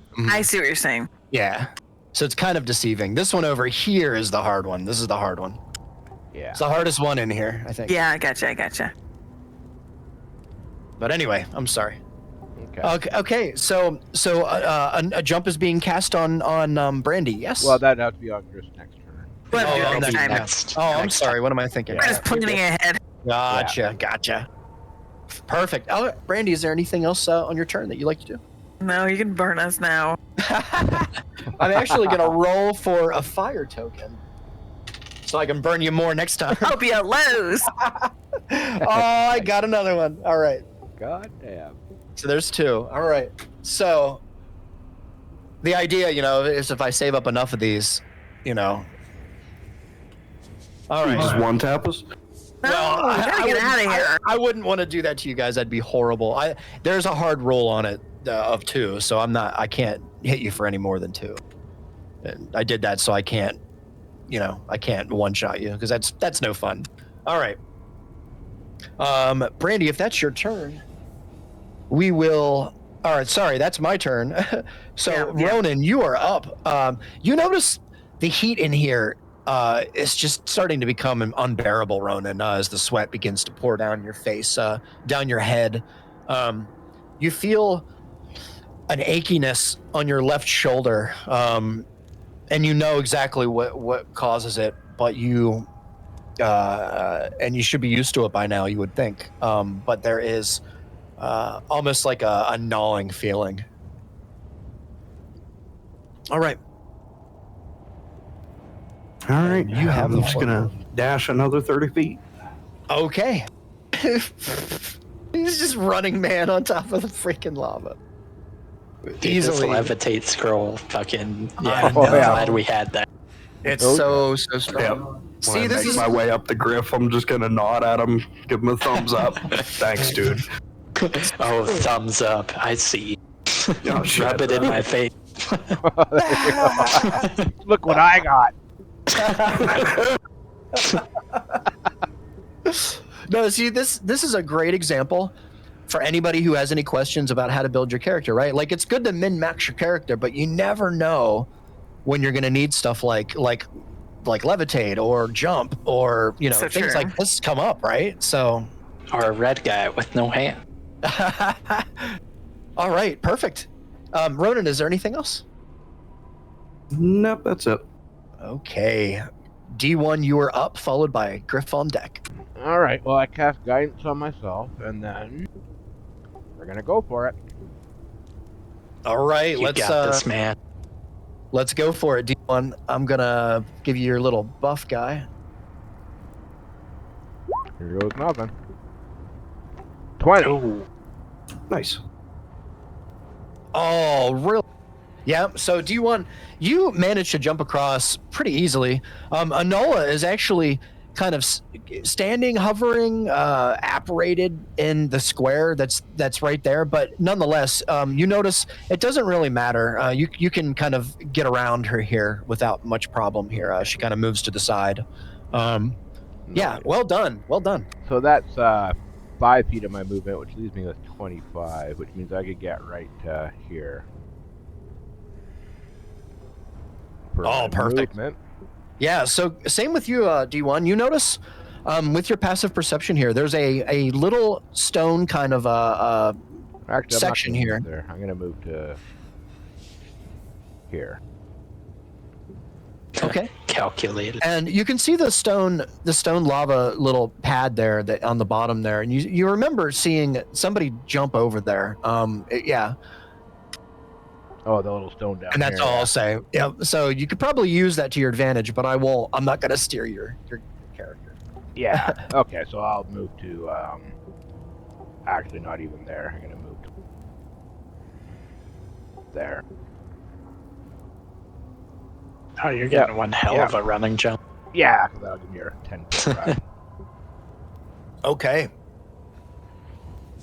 Yeah, I can even All right. hair forward. Sure. All right. Is there anything else on your turn? Nope. I think that ends it right there. Okay. You guys are getting through this. Griff, you were up, followed by Brandy on deck. Sweet. Let me see. So Anola has 2 more spell slots. 2 more spell slots left. So let me see. I'm gonna use 25 of her movement to bring her close to Brandy, and let me see. Yep, jump is a touch range. So it is. Yeah, I'm just gonna burn one of her spell slots and cast jump on Brandy. Okay. All right. And since jump Brandy. is also an action, you could do jump and guidance. Oh, no, you can't. No, you can't. Sorry. Yeah. Sorry, because they're both actions. Yeah. Sorry. Yeah. Damn. So just jump you can do, yeah. Cantrips are actions. Damn, okay. Yeah, I'm trying to get a handle on her a little more. Yep, right. So I'll just do the jump. That's Brandy. it for Anula. So Brandy, when your turn comes, Yes. Your jump distance is tripled until the spell ends. Yeah, which is I'm gonna be jumping to the moon it's a while. Yeah, it's gonna be. I mean, indefinitely. Oh yeah. So for a minute. So okay. Yep. So like 10 rounds if we got there. Sure, that sounds good. Yeah. So all right, perfect. Well done, Griff. Nice. Is there anything else on your turn, Griff, that you'd like to do? I wish I could transport more than myself, but. Well, Anola still has a cantrip. Technically. But wouldn't they all be actions? They're all actions, yeah. So, yeah, she already used her action for jump. Oh, what am I thinking? Yeah. Nah, you're good, man. Sorry. So, yeah, man, I wish I could just, like, grab Ronan and transport him with me. hold on to my hand. I know. How cool would that be? That's a but spell. you don't have hands. My dumbass would just grip your sword. There you go. That's fun. Fuck. Trying to think what else I can do. I guess I'll just use my bonus action and go ahead and teleport or switch places. And pretty much call it good there. Yeah, there's not really much else I can think of. Yeah, you got it, Griff. Good turn. Really good turn. Fuck yeah. Thank you. Really good stuff. All right. And you Griff, you have your movement, so you could actually move your echo back now too. Really? I think. I think so. Fuck yeah, it, I think you're right. I'll move him back. It's so hard to keep track of all of it. I know. Yeah. Right. There's so much. Yeah. So I don't see why you can't do that. Yeah. No, that's cool. Yeah, that's fine. Griff, as you kind of find yourself in front of the door here, you see a couple of things here that catch your attention pretty clearly. The doors are quite large, much bigger than than a normal humanoid might be, or especially for like an ancient dwarvish place is what you've come to kind of know this place as being. This is a very large door, as well as the fact that it has two kind of large brass or bronze rings as the kind of the door handles, the same as before. If you've come to know as you've come to know in this place, as far as how to operate them. You also see a really interesting inscription on the door picture. It is. Oh shit! So I can read it. Well, it's more of like pictures telling a story, like a pictogram. And you see, there are 4 different panels. The top panel on the left is a figure on one knee, leaning or kneeling down in front of another figure, kind of with a sword above its head. Kind of there's a throne behind him.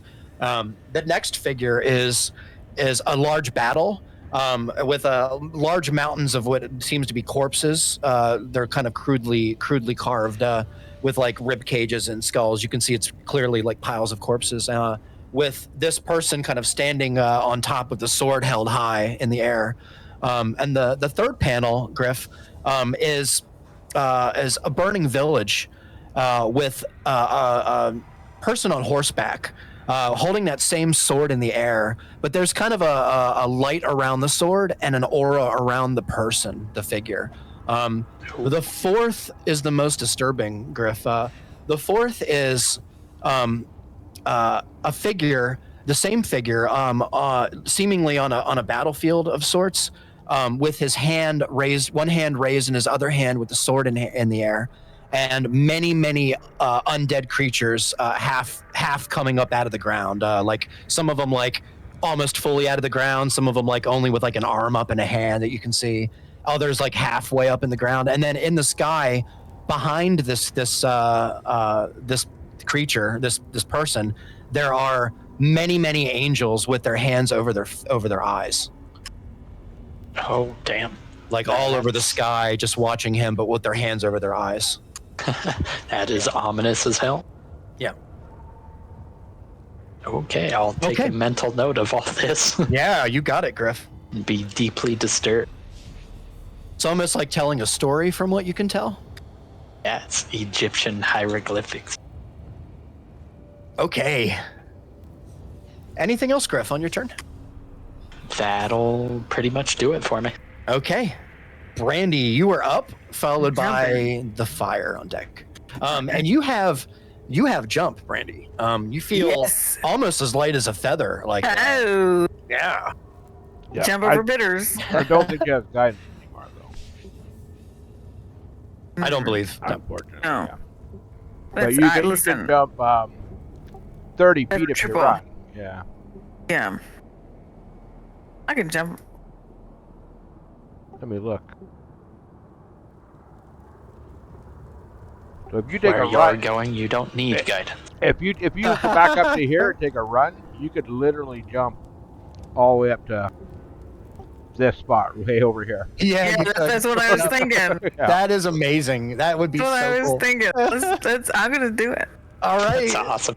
All right, let's go ahead and roll an acrobatics check for me, Brandy. I'm so afraid. Make it a good one. Be afraid.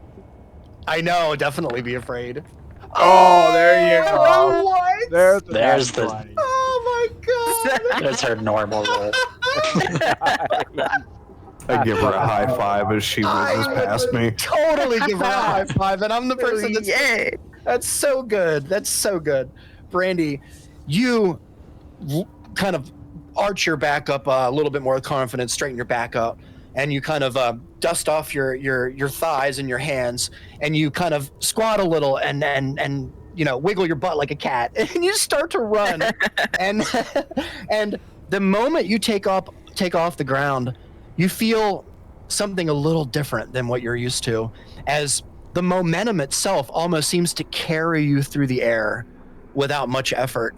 As you watch the lava below you kind of go Flying. by, and then you see kind of a nice big patch of tile, and that goes by, and more lava, and then you finally see Ronan just above you before you kind of come to a nice soft landing right on the ledge here. But Brandy, it doesn't stop there, because you feel the momentum is so lifting that you manage to not only jump here, but you make it all the way to the end of the platform with your momentum. Yeah. Well done. Your natural 20. That was the most baller shit I have seen. That was a baller jump. So great. Worked out so well. So funny. Nice. You're not gonna be baked into a gingerbread woman. I hope not.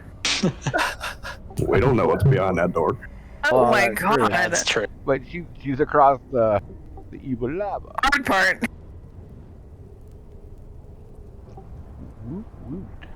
Okay, good. Now I can rest. All right.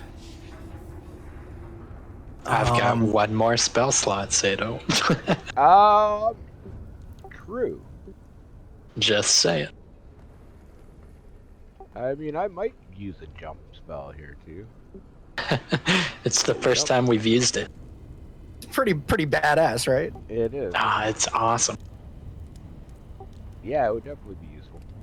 All right, so Brandy, as you make it to the end here, sorry about that. The last tile here, as you kind of land down softly, you see Griff kind of looking at the wall.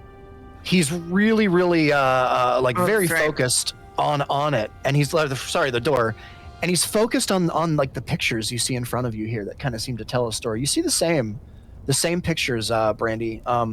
It's very disturbing, the angels holding their eyes here on this last frame. Oh no, I don't like that. Yeah, it's disturbing. And Dead coming back to life. Oh no, there's gonna be a bunch of zombies in there. it's true. It's the White Walkers. As this happens, there's another. Winter is coming. Winter is coming. There's another silence, just a moment of silence before you hear a sound begin to build at the end of the hallway. You're used to this sound by now. Oh my God, Reeves, really? Oh no. I need everybody to roll a con save for me, please. Big damage coming. I'm calling the natty 20 already with Brandy. She's back. Oh, one away. So silly. Ooh, 12. Hey, that's not bad. Oh, fuck. Oh, Ronan, finally. Ronan's been a me master. and Ronan both got 12. Griff got the 8. You did, yep. Yeah. All right, so D1 and Ronan, or rather the rest of you, you feel the blast kind of being carried by this kind of breeze coming from the spiral staircase. It's kind of hard to describe, or perhaps from the statue. And you feel it coming towards you, and as it does, I'm sorry, Brandy, and Griff, you kind of tuck your like flesh, exposed parts of your skin into your cloak and into your clothes a little bit here, and kind of duck down because you know it's coming, and you absorb most of the damage. You take no damage at all. At all. As a matter of fact, D1 and Ronan, the blast is seemingly so insignificant. You take 2 points of fire damage. 2 points? Oh. Yeah, I rolled 2 1s on 2d6. Yeah. Damn. All right, that puts me to 31.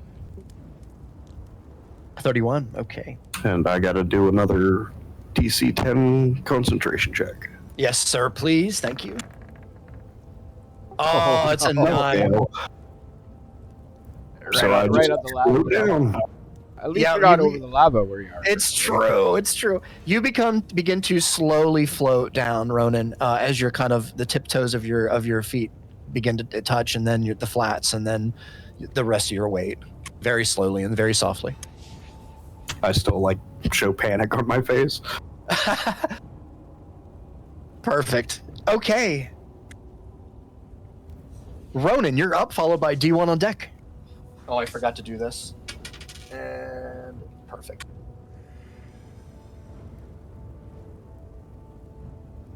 You are up. So how far is that jump? It is. It's about 10 feet. A little bit under. Little under 10. Not quite 10. Yeah. It's like 8 feet or something. Yeah, something like that. So with a strength score of 10, what would my long jump be? 10 feet. Okay. Yeah, this is really on the edge. This is the hardest. This is fucking nerve-wracking right here. I know, you get the hardest jump. Okay, so I want to clear that bullshit out of my path, like the little pebbles and shit.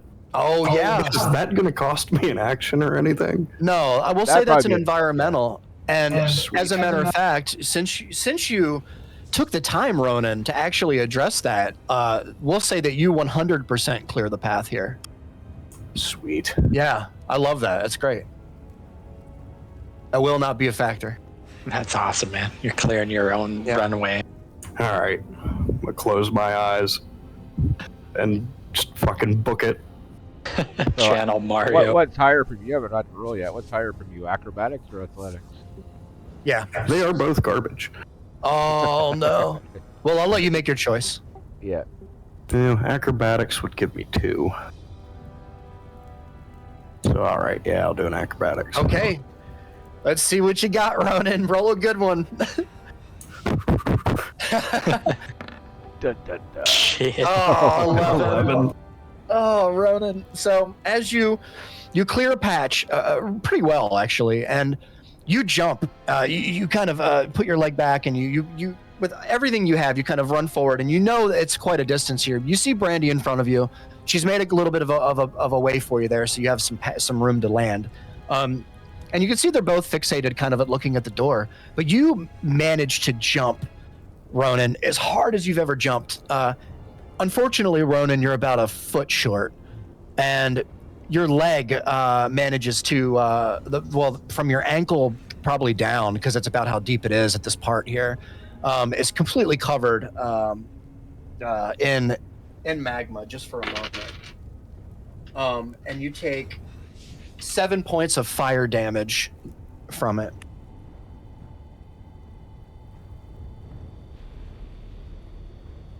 On the plus side, nobody can see that I just peed myself. It all evaporates so fast. It's too hot. It's just sweat, I swear. It's perfect. But what's that yellow cloud? Yellow mist. You do pull yourself up though, Ronan, and get yourself onto the safe tile here. I scramble just back into the corner. Okay. Perfect. And you can see too, like the pictures of the panels here on the door come into light. Yeah, I don't think I'd pay any attention to that just yet. Oh, perfect. Okay. It's D1.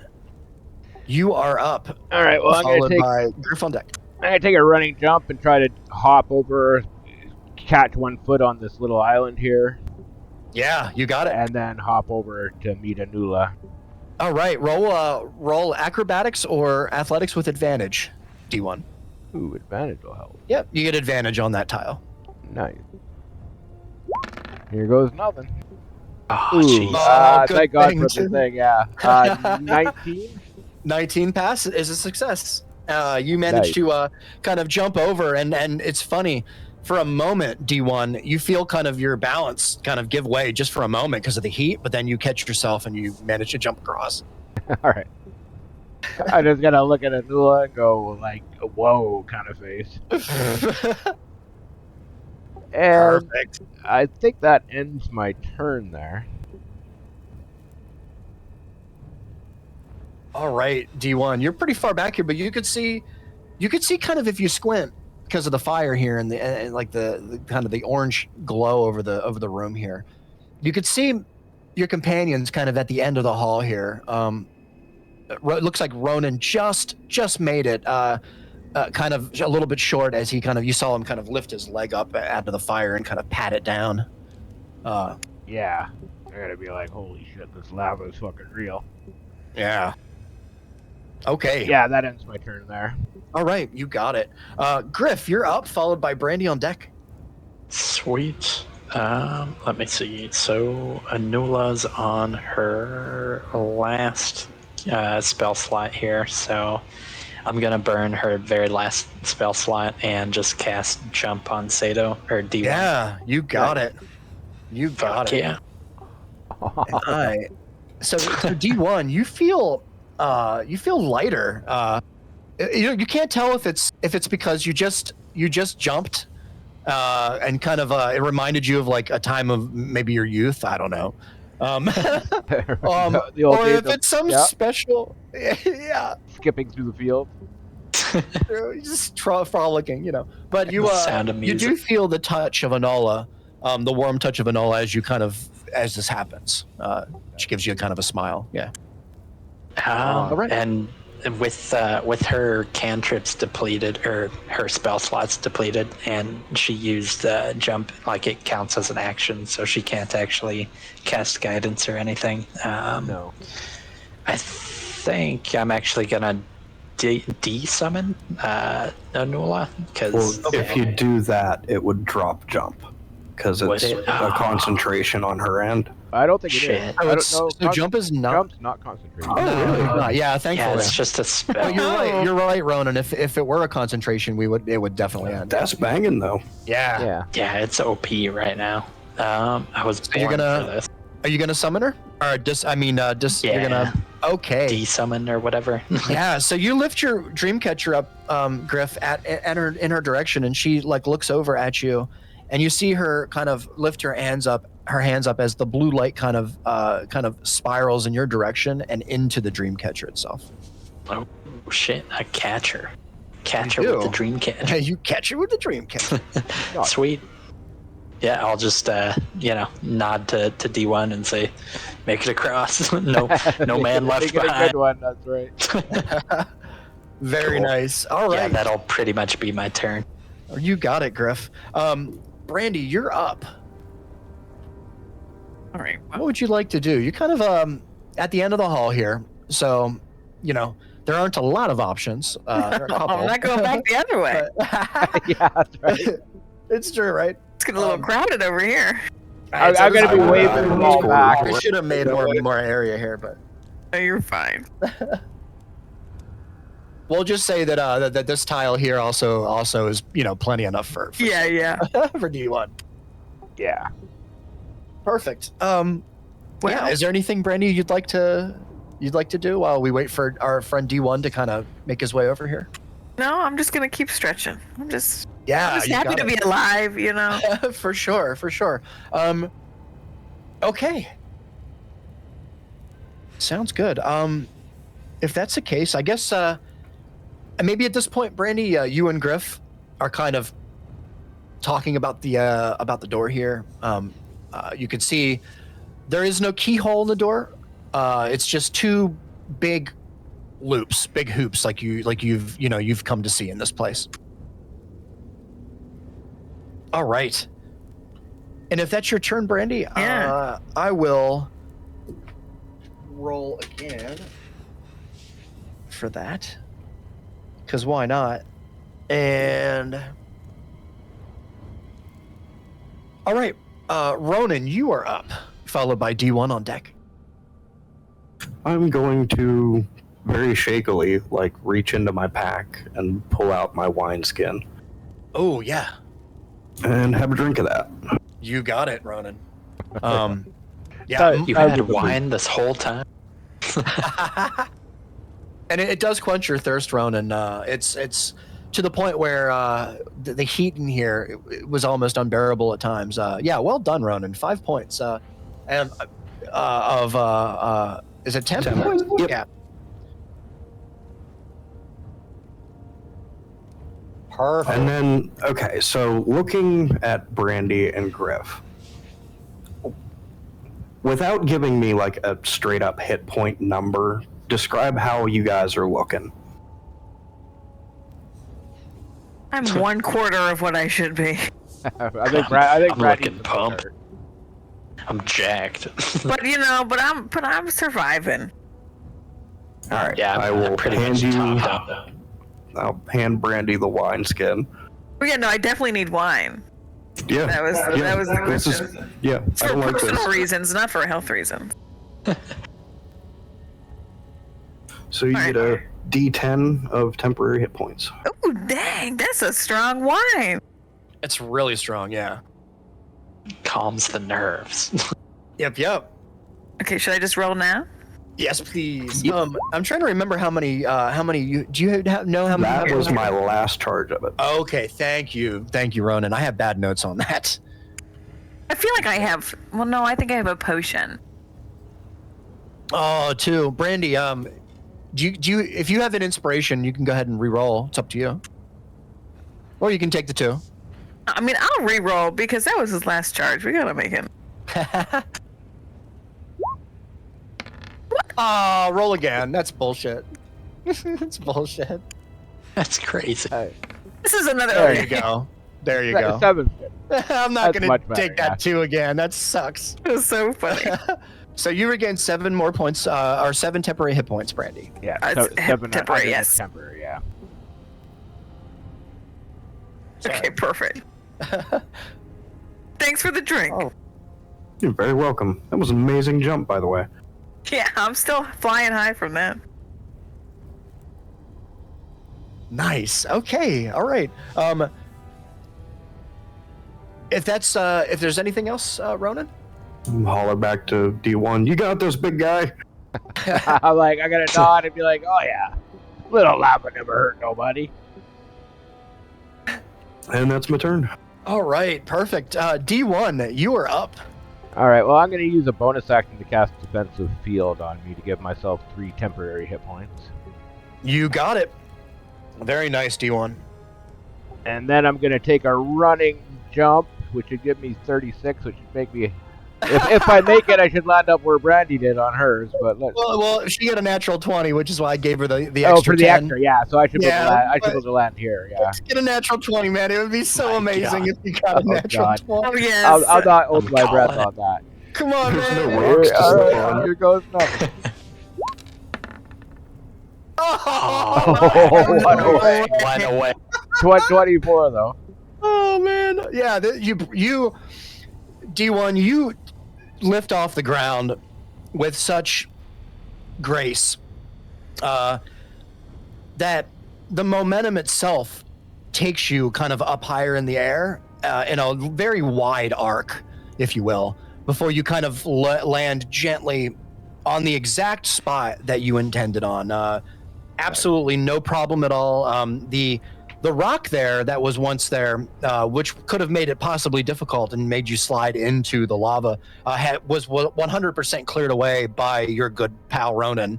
And you can see that there's no debris at all. It's completely cleared free, and you are safe. Well done. Good jump. All right, I think that Nice. ends my turn there. All right. I look at them. I just gonna look at them and go, I'm one away, guys. One away. Yeah. So D1, if you want to go ahead and Roll again. yeah, go ahead and roll again. I'm not gonna make you go around the table again. All right. Here We're pretty goes much done with this.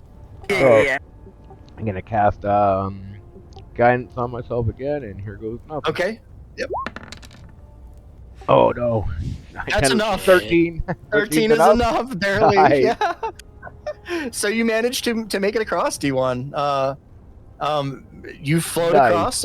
It's a little bit hot, on the ankles, on the heels, but you're there. You managed to kind of float gently down onto the tile in front of you there. Or my echo will just float Nice. above me. Yeah, you got There it. you go. You Yeah, got we it. got, we all got room to fit in here. Sure. And at this point, if you guys want to take a little quick break, and then we'll come back and then get a little bit into this before we have to call it. Man, this time has been flying, hasn't it, tonight? It did. Yeah. It's really flying tonight. So if that's okay, it's like 5:10, Yeah. come back, For sure. and we'll get to the door here. Let's do That works. Sounds All good. right. it. Cool. I shall BRB. Yeah, same. Yeah.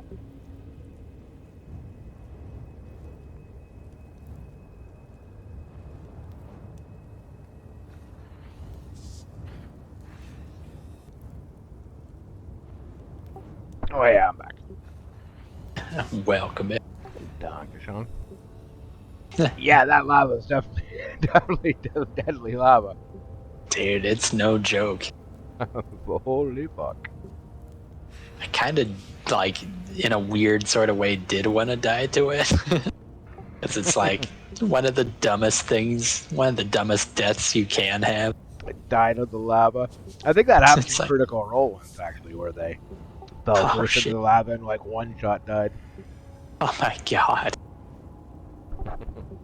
It is pretty funny, honestly. It's like dying from fall damage in a WoW. Pretty much, yep. That is hilarious. Well, for all the WoW players, they finally did the Forsaken Heritage armor. Oh shit! Congrats, man. I mean, I've been waiting for Blizz to do that shit forever. Finally, like we were like the last ones to get our Heritage armor.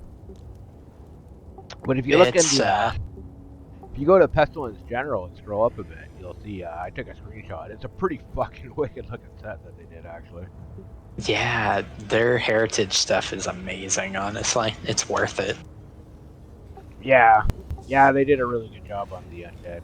Here, I'll post it here for you guys, actually. Yeah, thanks, man. I'm like scrolling around. Yeah.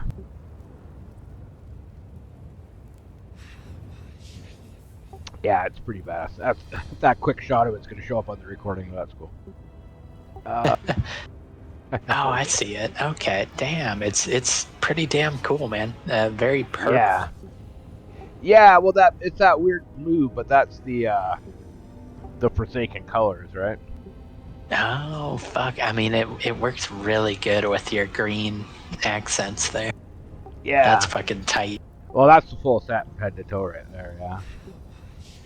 Fucking hell, man. Yeah, that's awesome. Yeah, it's not bad. They did a pretty good job of it for making us wait till the very end.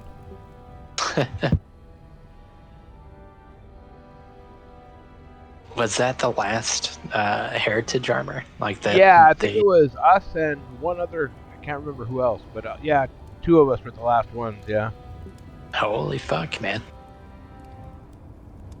I mean, that's gotta feel good. But I mean, the second to last heritage armor was done like 3 years ago. Yeah. Sorry, so they really made us. Hey. Oh, hey, man! I was just showing Chauncey they just finally, like 3 years later, introduced the Forsaken Heritage armor in WoW. Yeah, I've seen your screenshot of it. It does look pretty nice. Yeah, they did a good job of it. It looks pretty cool. For fucking making us wait forever.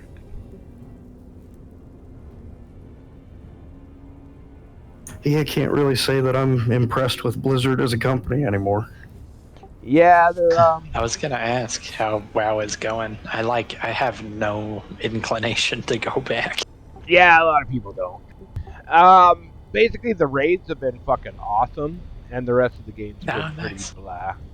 Basically, so our guild was like rocking right up until we got AOTC. We had like, we were getting like 15, 20 people on a night, and then as soon as we hit AOTC, everybody took a break. So yeah, it's down to empty again until probably I think November. The next raid's planning to come out. So yeah, basically everybody's just raiding and then doing nothing, and then taking a break, and then raiding and then taking a break. That's kind of how everybody's playing it now. Yeah, that's like the normal cycle of WoW, man. Not in other expansions. Other expansions, people were on full time. Up until the end of fucking Shadowlands, where we took a year break off the game, but you know what I mean? God. Usually, we'll raid, get AOTC, and then people still are doing shit, right? People are still online, every other expansion.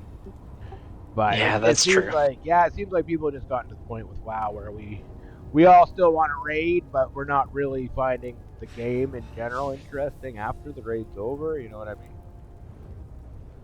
Yeah, I mean... Yeah, that's how I felt. Yeah. So we got a really great group of people. Like our raid team is fucking all awesome right now, so... that's really fucking cool. Yeah, so we get like all 15 of us together on, the Friday, Sunday nights, and we're raiding. It's a good time. We're still having fun, right? The raid mechanics are fun. The raids are fun. But then after raid night, it's like, do I really care about anything else? You know what I mean? To log in and grind, right? Like, I logged in to grind out the quest line to get this armor set just because I've been waiting for it forever, but besides that, it's been pretty dead in between raid nights. Which is fine, though. It makes WoW less of a full-time fucking job and more of a, you know what I mean? Like, a lot of people raid log a lot, right? So it's a Friday, Sunday night deal, right? And really, everybody plays those 2 nights a week, and then we take a break in between raids. So it makes it much more casual, if that makes sense. Dude, yeah. I mean, that's kind of the way I thought WoW should have been, you know? Yeah. Well, like I said, back when I was really into the game and fucking, you know what I mean? I was fucking on WoW every day for fucking 9 years, man. Oh, fuck, dude. Like, every day, yeah. No, I played Classic era, like, every fucking waking moment that I had to spare. Yeah. So it sort of veered off of that amount of game time, you know what I mean? But I'm okay with it. I'm okay with, like, you know, just playing it for raids, right? Yeah, man. As long as everybody's, you know, having fun while they're playing, that's the only important thing. Yeah, and like I said, everybody's really been enjoying the raids, and that's it. You know what I mean? But like I said, it makes it much more cash because you only really have to be online for two nights a week, right? Yeah, that's a lot better balance to it, honestly. Well, I think the difference now is that the end of Shadowlands hurt the game a lot because everybody fucking got so fed up with the game at the end of Shadowlands was so bad, everybody quit playing the game. Yeah, Shadowlands was pretty shitty. Well, that year, what that year did is everybody had a year off of WoW for the first times in their fucking life. Yeah. But we all spent that year searching out other games. You know what I mean? So after a year off of WoW and finding other games to play, now everybody comes back to WoW and it's like, well, now I've got WoW and all these other games. You know what I mean? So people aren't dedicating their full time to WoW anymore because they've got the games that they found in that year that we took off to play, right? So I mean, it's kind of cool that some people did come back to it, you know, like, more power to them. Like, well, like I said, it is a great game. We've probably got the best raid team we've ever had. Like, we beat the raid, like, 9 weeks earlier than our record this time, yeah. Because Fusion is a monster, dude. Yeah, Fusion's fucking he's such a great guy. Yeah, he's probably the best raid lead we've probably ever had, huh? Yeah. And then we got some good he's players. Just really good. I mean, we still got Onkanari there. We got Mossseeker, Marathi still there. And then we got some new players, husband, wife, Cass and Des, that are from northern BC, which are both great people. Pern, we got a new mage, finally. Everybody's cool. It's like on our team, like, it's like everybody's fucking cool and everybody's good too, so. Dude, yeah, that's fucking awesome. I mean, you guys, definitely deserve that shit. Really nice. The amount of time and effort you put in, it's like, finally, you know. Yeah. Can just fucking glide through shit. Well, in a nutshell, the game's not keeping people's interest in general, but our raid nights are probably the most fun they've been in. Really, you know what I mean? Dude, that's what it's all about. Yeah. That's the truth too. Keep it alive. I watch a lot of these streams just to keep up, but it's a good team. Yeah, it is. I'm kind of sad that I'm not a part of it right now, to be honest with you. But you guys are fucking steamrolling it, man. We are doing really good. Yeah. Yeah, like I said, it's pretty much just a twice a week raiding game now. But it's, but you guys do it like Pestilence has always done it so well. It's all about community. And that's the thing, like on raid nights, you can even hear it when you guys raid. Like, it's, everybody is having a great time. Like, people like legitimately like the people they're playing with, which is cool. Yeah. It's helpful. Yeah, we've always tried to be that way. We've just had some bad times in the past. We have. With oh my god! Certain members Jesus here and there. Oh god! For shizzle, how about it? Yeah. Anybody heard anything from Zumi? No, not in a long time. I don't even think she's playing with Orders of Chaos anymore. I don't even know. Damn, that's a name I haven't heard in years. Order of Chaos. Yeah, well, back when we all took a break for a year, like at the end of Shadowlands, she messaged me like the guild just went dead, and I was just like, oh yeah, if you want to go play, you know what I mean? I understand you don't want to be part of a dead guild, so I'm like, yeah, no hard feelings. Go play with Order of Chaos, and then she did for a while.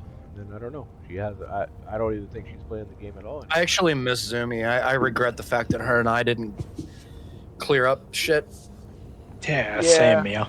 Because we were pretty cool, man. Like Zumi and I did we were a really, really great team when Seda wasn't there. I remember Zumi. Oh, that takes me back.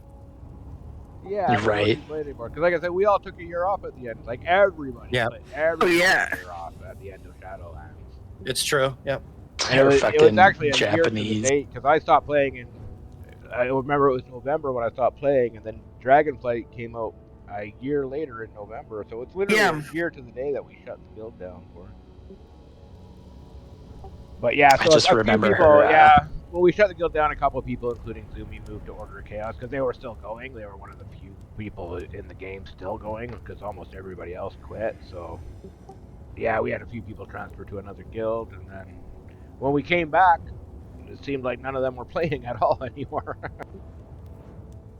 Yeah, I don't think she was super into WoW to begin with, honestly. She was the most into WoW person ever, man. She was fucking... Really? Oh yeah, she really liked the game. She just wasn't... Yeah.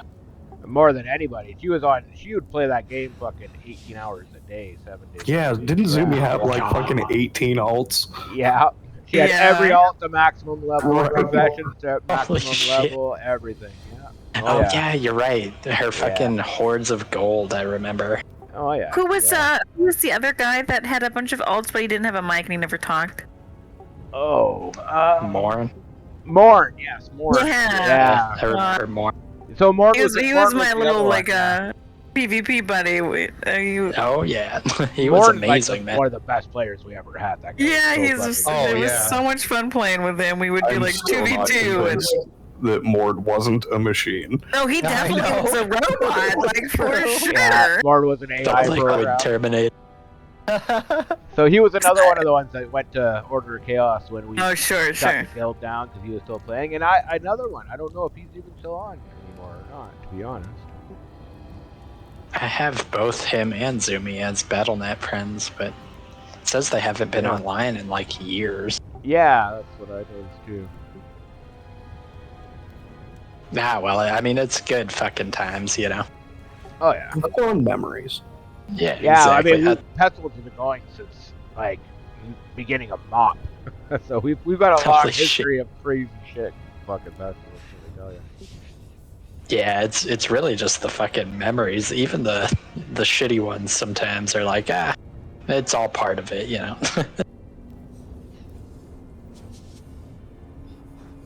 Jakar giving the raid aids every opportunity he had. Oh, God.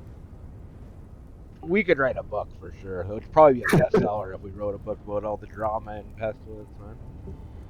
Fuck, honestly, I did not like raiding with Jakar when we had our B team. It was like, fuck. Yeah, he hasn't played WoW in forever either. He's all about Final Fantasy 14 now. Jesus. Yeah, some people, when we took the break, some people went to Final Fantasy 14, and some people went to New World, the Amazon one. Me and Mike played at New World for a while. Oh, yeah. But, yeah, and then not everybody came back. But like I said, we've got 15 people now that are all great. Everybody gets along. There's been no drama. That's awesome. Right. It's like the opposite of what we're used to. yeah, which is good because I haven't really had the time and patience to deal with a bunch of drama this time. So thank God it's been mellow. Yeah, no shit, man. Right? Yeah. It's not worth it, you know. Spend your life force, you know, well, like living your own life. Being a GM can be you end up being like a guidance counselor. Oh God, it's true. I mean? Yeah, true. I can see it. Yeah. Well said, man. You wear many hats. You wear many hats. You're a counselor and a fucking. Yeah. We should say that. We should say. For any viewer who's listening, there's probably a book coming at some point. the dramas of Pestilence, like I mean, with everything from Gray to Norton to Ray and fucking derp. Oh shit! It's true. Fucking J stacks and fucking J stacks. Yeah. Good I'll be God. right It would be a Yeah, you fucking. got it. It'd be a fucking crazy book that we wrote. It would be. It would be a crazy book. But Yeah. The in just a goddamn moment- erections from Gar. Gar, yeah, that's a whole chapter in its own. Oh my Gar's God. like fucking many chapters. he is. Oh fuck! He's his own book. Yeah, exactly. A spin-off. It's fucking hilarious. Yeah, it's definitely There's definitely a long history of fucking crazy shit. Fucking running pestilence, man. I mean, that's why I like WoW. You know, it's like it's the most real game I've ever played, but I can't ever see myself playing it again. Welcome. Yeah. Yeah, no, I understand. Well, I'm personally waiting for Ashes of Creation. I think as soon as that game comes out, me and hell yeah. me and Mike are planning to start the guild up first thing on Ashes of Creation. I might get back into that one. That'd be fun, man. Yeah, well, we'll have Pestilence on there first day, guaranteed. I'm just like so anti MMO nowadays. Like I hardly play any video games.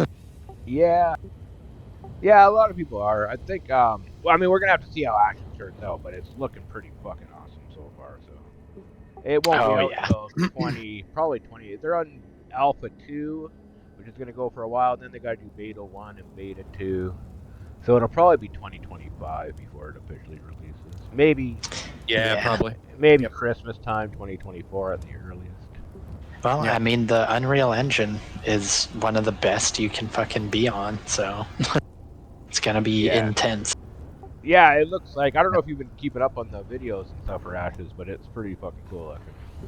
All right. I've seen a couple things here and there. Yeah. I'm sorry, let's get back into Yeah. My bad. Yeah, We just don't have much time, and I just want to kind of end on a good spot here. So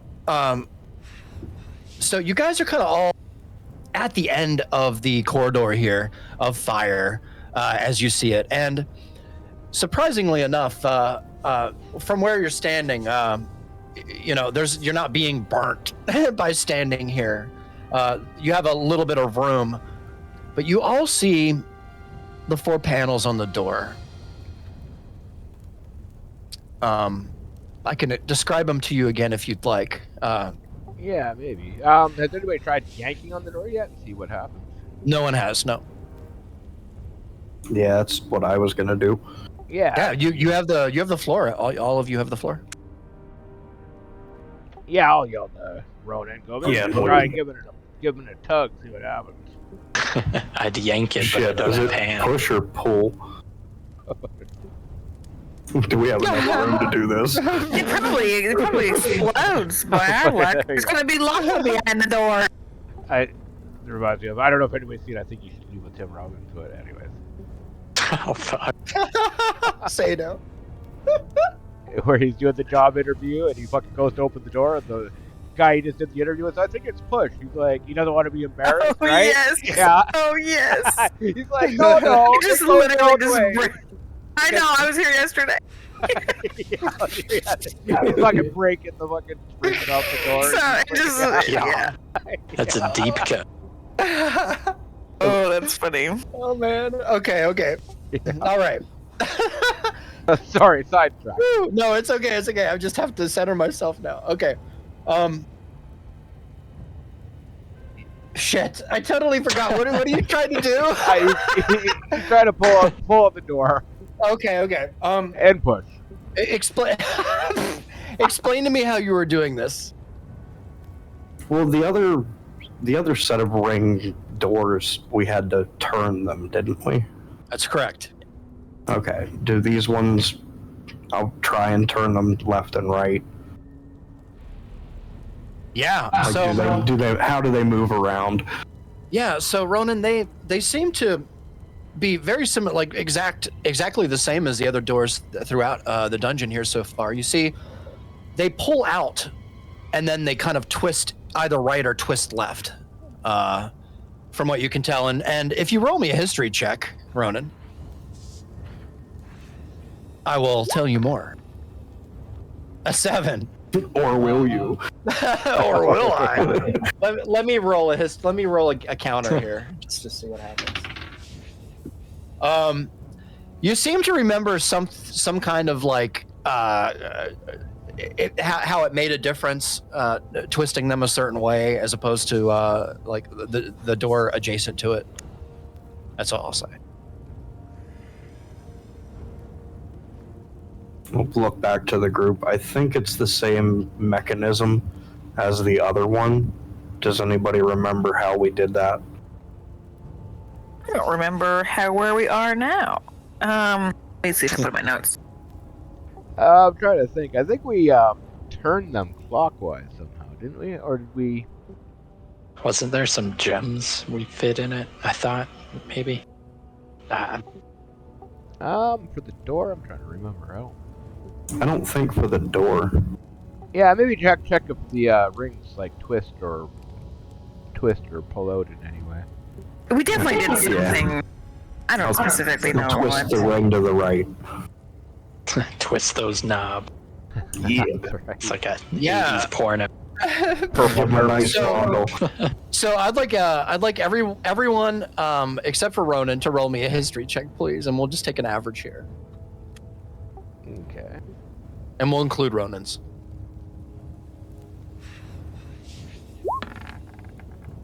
Oh, nice. 13, 7, 14.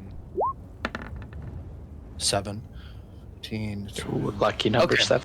This is good enough.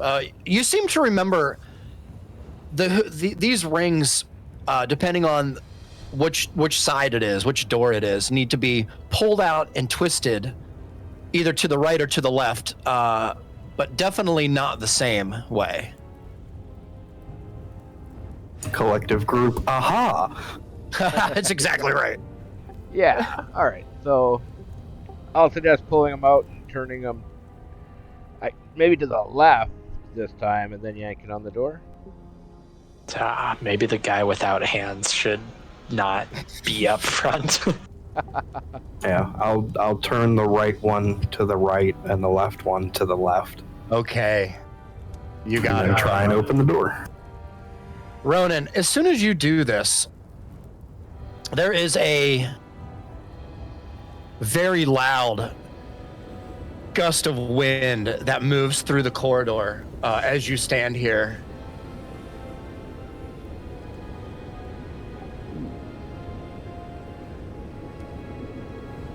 Before the wind subsides and you find yourself looking at a frozen landscape in front of you. Something rushed through the door and froze the corridor solid in your path. All of the lava behind you is frozen. What the fuck? Gotta be shitting me. The door is open to you. Okay, this place is definitely haunted. I should have had you roll a con save, but if you wouldn't mind, I'll roll a con save for me. Oh, yeah. This isn't anything crazy. It's just for, it's cold. I feel like I'm trapped in Shaquille O'Neal. Okay, we're gonna freeze to death in here. Nicey high, yes. Yeah, now we're gonna go from burning to freezing. I finally did something good. Oh, nice. Oh, very nice. Oh man, okay. Good God. So as you kind of rush in, you open the door here. You feel like kind of the pressure give. Your ears pop. As the air moves through the door here, Ronan, you kind of duck to the side a little bit and kind of you miss the worst of the chill that comes through. But Brandy, D1, and Griff, you all feel that clutching cold just for a moment. And for a moment, you're just stuck in place, unable to move any of your extremities, just for a moment, before the feeling comes back into them. You are very cold. There isn't a status in the game, but if there were a status in the game right now for everyone, all of you, it would be cold. Gotcha. Yeah. Only in this hallway. I don't think seems that helps me. No, it seems around the door here is the worst. Yeah, I'll walk into this room. Yeah, we'll definitely get out of the cold and move in. Sure. And as soon as you do, you seem to almost walk through some kind of a barrier, and the temperature in this room is normal. Okay.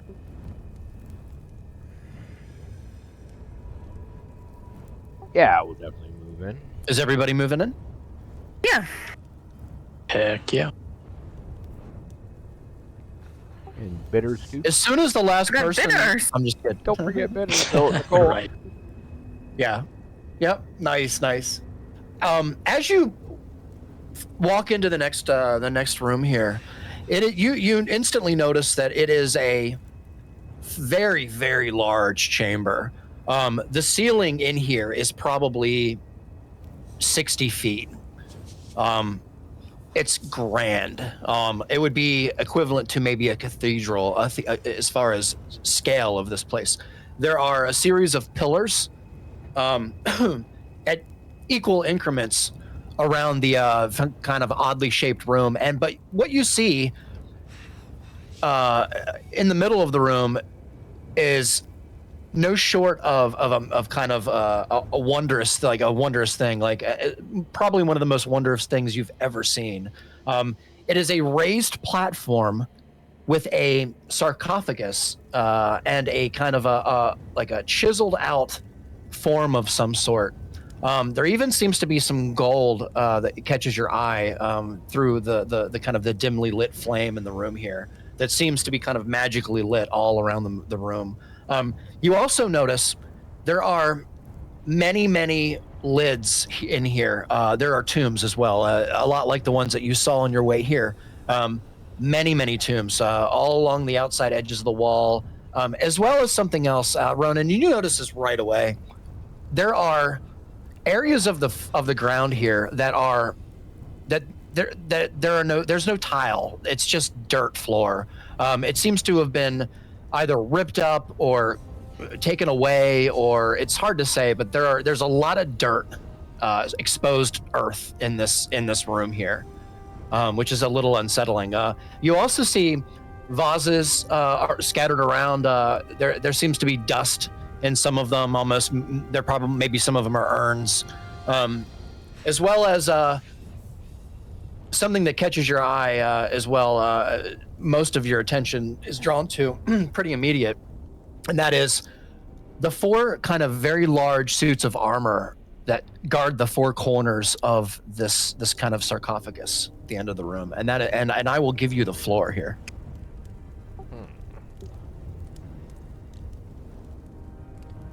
Well, yeah. How would you guys feel about sitting down for a moment? Sure. Let's take a rest. You guys want to do a short rest? Yeah, I think that would be a little beneficial. I'm not feeling too top notch. Hell yeah. That, yeah. Should I let him short rest? Yeah, I will. We'll short rest while this guy's long resting. Well, before we short rest, I am going to... Let me think. I'm going to cast... Well, our short rest is an hour, right? It's only an hour, yeah. Yep. Is that all you guys want to do, is just to take a short rest? Yeah, I just wanted to burn some hit dice. Okay. Fair enough. Yeah, well, I got full spell points, and I get a spell point back with my Warlock spell slot. So perfect. I'm going to cast Cure Wounds on Brandy. Okay. Perfect. And here we go. Yep, so that is 1d8 plus d1's spell casting modifier. Yeah, so... Oh, 11. Shit, hang on. Is that 11? What's up? No, that is not 11. Did it add your... Yeah, it did. Yeah. So what is that? Actually, let me just reroll that. Sorry. Yeah, go for it. It's fine, man. Yeah, it's you got good rolls, too. Look, all 8s, man. Yeah. All 8s on 4d8. How in the fuck did you do that? Yeah, but I don't think that counts. Okay, hang on. Because I know. By enchanted weapon, my genie's wrath, my moving. Sure. Obviously. And then roll it.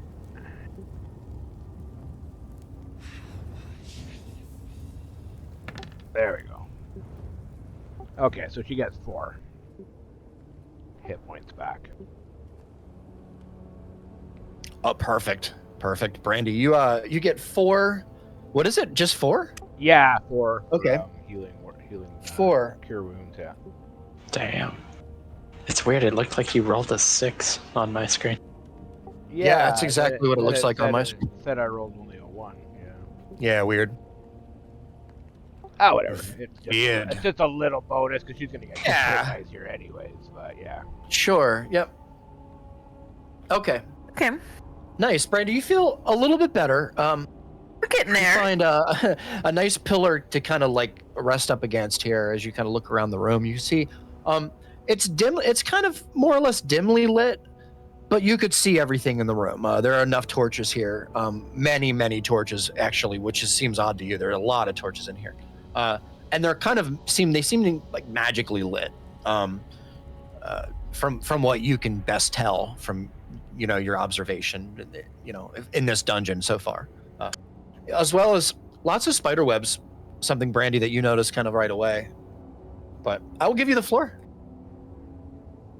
Okay. Well, yeah, we're gonna take a short rest. I think we're just gonna. Is that just what you're gonna just hang out, take a short rest? I think so. All right. Which gives me my 1 spell slot back. Yeah. Yeah. Gotcha.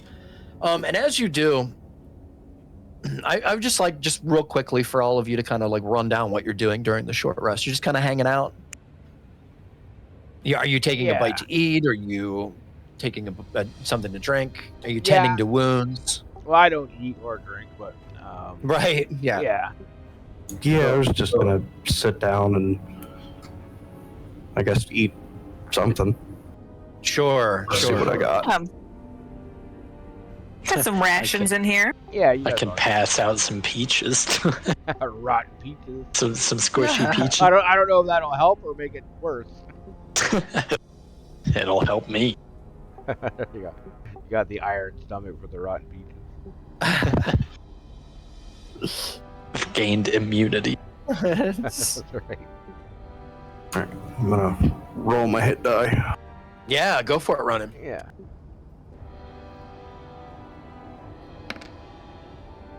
Oh, there you go. 8. Ace, dude. Plus, do I get my con bonus as well? Yeah. I believe you. Sweet, so 10. Are you just using 1, or are you gonna use a couple? Probably gonna use another. Okay. Yeah.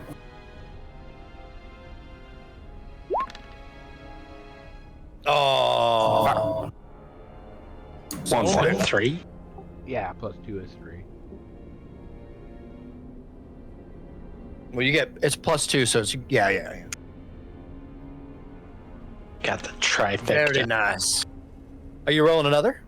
Yep. That'll be it. Yep, you got it. 10. Alright, I'll do the same.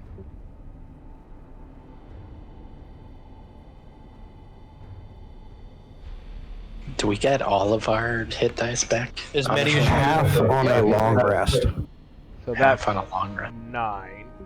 9. Okay. Which puts me to 40. I'm gonna do another one too. You got it.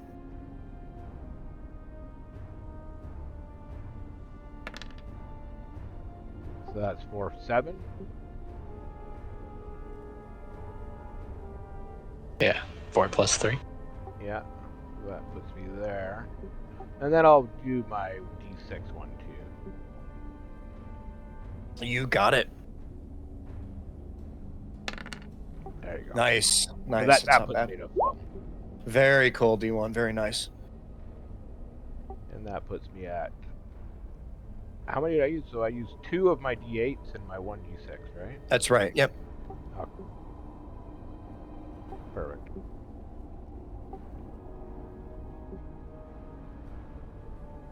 All right. Perfect. Is anybody else rolling a hit die here? I'll burn 1 of them. Sure. You got it. Yeah, just short and sweet. 1d10 plus 2. Give me 1 sec. Ba-boom. Oh, so 3. no. That's good. That Plus your con, right? almost tops me out. Yeah. Well, the 2 is my con. Yeah, so that'd be 3. Yeah. Yep. So I'm one away from max health. So I'm at 55 right now. That's good enough. Hell yeah, that'll do it for me. All right, Ronan. What are you at, Ronan, right now? 34 with 5 temp. Thank you. 5 temp. That's right. I'm at I'm 50 with 3 temp. Yep. And Brandy has 7 temp, I believe. Yeah. Are you rolling any hit die, Brandy? Yeah. Yeah, I got 16 HP. Oh, you did. Okay. I know. I need. That's I what need she's to. got left. Yeah. So she's got Oh yeah. Okay. Well, I'm thinking like shit. Yeah. I believe we have all of our hit dice, so she should have had 5. Yeah. So Yeah. She's got that's right. anywhere from 1 to 5 d8s that she can roll. Well, I'll start with 1. Yeah, do them one at a time. What's your con modifier, Con Brandy? modifier is a 2, so that's 6. Okay. I'll do 1 more. So 6 puts you to 22. Yeah, I want a little more than that. Yeah, try another one. Oh, damn the ones So tonight, that's you guys. 3, which puts you to 25. You still got 3 more if you want to use them. Oh, There you nice. go. There you go. There's Yeah, 10. I'll end puts there. you- That's plenty. That puts you to 35. 35. Yeah. Okay. Good. Thank you. I mean, you got a maximum of 42, so you could get away. That's pretty good. Yeah. It's okay. Okay. Yeah, so you still got 2 hit die left. Yeah. That sounds good. I'll save this. Because there's going to be zombies coming out of this floor about to eat us, and we're going to need to. I don't think it's zombies. I'm What are you pretty gonna sure. be scarab beetles. Like I'm the thinking mummy. it's these armors. Armor? I think if we fuck around with that sarcophagus, Oh, they're definitely going to attack They're- us. yeah. Oh. that's Yeah. what I'm looking at. Fuck I was around looking and at the find out. ground being all, dirt in places. Like, is something crawling out of the ground? I think did she's have a onto question something. about that. Like, does it look like natural, just time erosion kind of damage, or does it look like something Zombies. smacked It or does dug up? Roll an investigation check for me, Ronan. I mean, if that mural was anything to go off of. 11. So as you kind of get down low, Ronan, on the ground here, this particular part where you're at, this set of tiles, I would say, you could see there are fractured and cracked and broken off pieces of some of the tile here that are 100% broken away from the ground. That doesn't seem to be from any kind of erosion that you've seen, but a lot of the dirt has kind of as well, like spread as well all over, the surrounding pieces of cut stone as well. It's very odd to you. Okay, So- so they look kind of like impacts. They look kind of like impacts, but it's very odd because the dirt from the ground seems to also be spread out around the tiles around it. Hmm.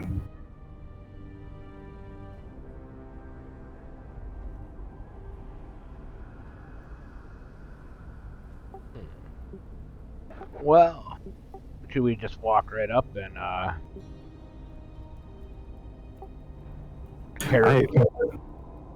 almost want to say we should look for some traps. Yeah. we could, yeah. Maybe I'll send Rummy to go inspect one of these suits of armor. Sure, D1, sure. See if anyone's home. Yeah. So Yeah. you kind of explain to me, like, does he fly up kind of quick? Does it kind of slow? Like, how does he approach? He kind of comes up high, and then sort of swoops down and tries to look inside the mask. Perfect.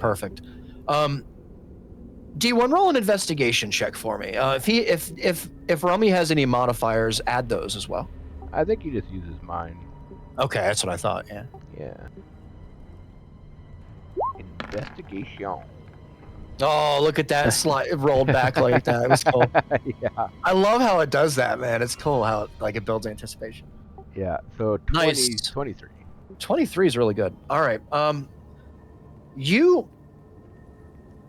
Rummy kind of slips down a little bit lower. It's really hard to see inside the face guard, but Rummy gets a little bit closer, just a little bit closer with your 23, sir. And there is definitely something in the armor, but it's hard to see with the face guard down through the little slit that exists exactly what it could possibly be. See, the only place that's exposed as far as, underneath the armor that is here, but it's such a small slit, D1, even with your 23. It would be really hard to just see through without kind of opening it. All right, you know what? He's gonna use his little robotic shark arms to pull the visor up.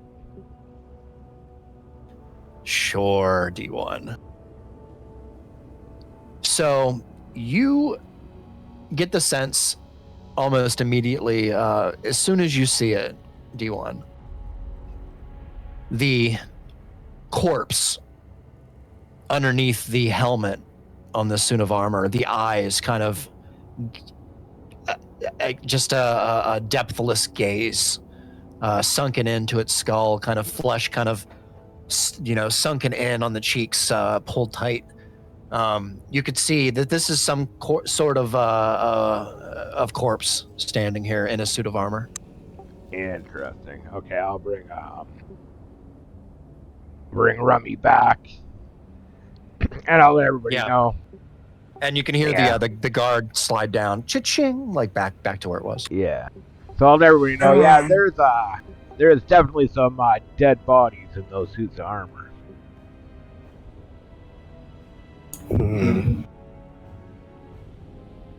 Well, if that mural was anything to go off of, they're gonna come back. Exactly. I think we know what's next. Question is, how do we deal with that? Yeah, well, I mean, there's a sarcophagus in the middle with like a gold crown and bracers. Just eldritch. Yeah, I'll walk up to the sarcophagus. Yeah, Ronan. Yeah, just straight to it. Explain to me how you proceed. I just walk casually up to it. I'm not going to touch it or anything. I just want to look it over. Yeah, sure. You see, Ronan, as you begin to kind of scale the steps here, there are a total of 5 steps before the upper platform here, and you are probably a good 7 feet up off the ground, off the base level. Oh shit! Yeah, you're pretty high. You can see the steps here are pretty far as spacing goes. Again, very odd to you. As well as the sarcophagus itself is pretty big, which is a little bit frightening to you. How big it is, considering the kind of the platform that it's sitting on. As you approach, Ronan, roll an investigation check for me. See what you can get. 11s tonight. There is a raised impression of some kind of a muscular kind of, it looks like maybe a dwarf, with a crown of gold and golden bracers, holding some kind of a very large mace with some very beautiful kind of patterns on it. The odd thing is this is quite a large sarcophagus for a dwarf. I was thinking that. Yeah. Biggest fucking dwarf I've ever seen. And I'll holler that to the rest of the group. Yeah, it's true. Is it a dwarf? It looks awfully dwarfish. That's what I thought, but then I couldn't get like the size right. I'm like, I can't tell if he's tall or not. Yeah, it's I mean, they could have just made the carving of the lid oversized to what's lying inside. It's hard to say. That's a good point. All right, what do you figure? Heave ho. First of all, I'm gonna ask Bada or Ronan. See if that is gold parts are loose. See if you can pry one of them off. I love D1. Do they look like they're inlaid or just laying on top? Okay. It looks like inlaid gold, like gold flake maybe, or something like that, or paint possibly. Right, well, it's definitely gold. So. The way that it hit the light glimmers off of it, you can tell that it's looks gold. Maybe I'll move up with Bat, and I'll look at Ronan and say, well, on 3 push, see if we can take the lid off this thing. Sure.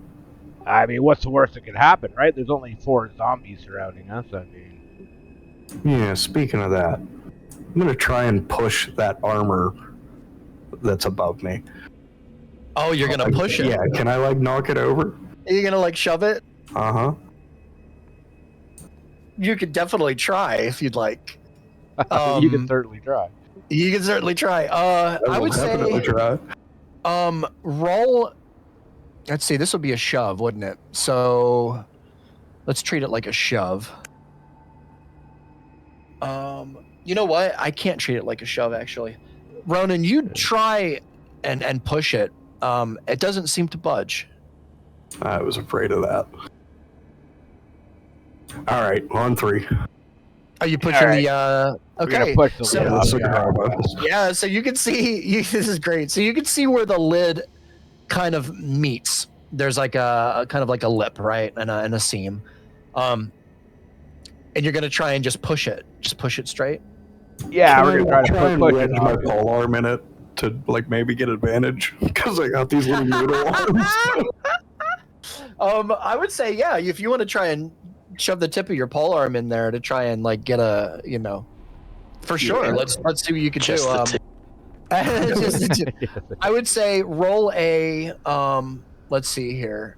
I'll assist him, so I'll give him help. Yeah. God, my brain keeps going to sleight of hand, but I don't know if that's right. It'd probably just be a strength check, wouldn't it? Yeah, I guess so. I guess it would just be a strength or athletics. Dexterity, some kind of finagling. You know what?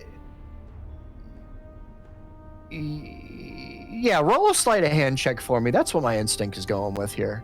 Just to try and get that point of that blade in that seam, right?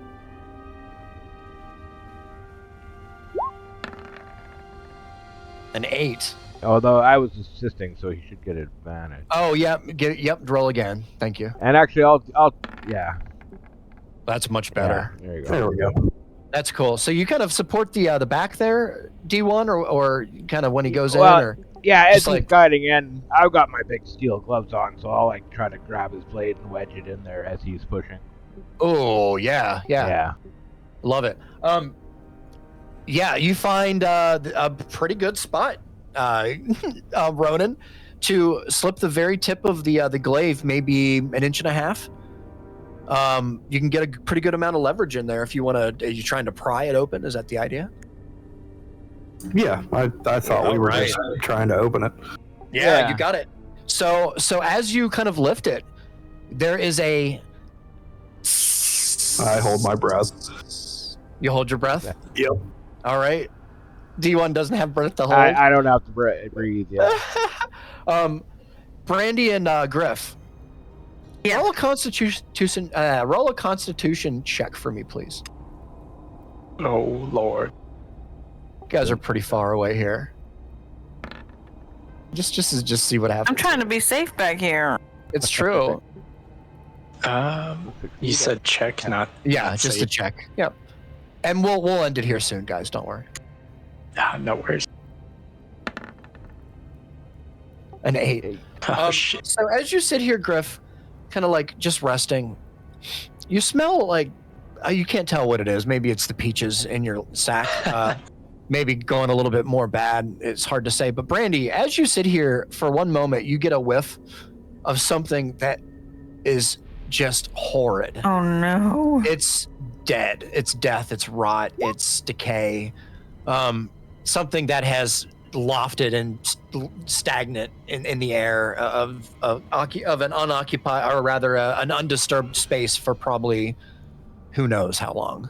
100 years, 1,000 years. It's hard to say. 1,000? Man, it could be. I mean, underneath the ground here. That's a super spook. It could be really crazy. Yeah, so millions of people. Oh my god. That's just my guess. It's fine. That's normal. Oh man. So as it happens, there's no effect or damage or anything by it, but you notice it.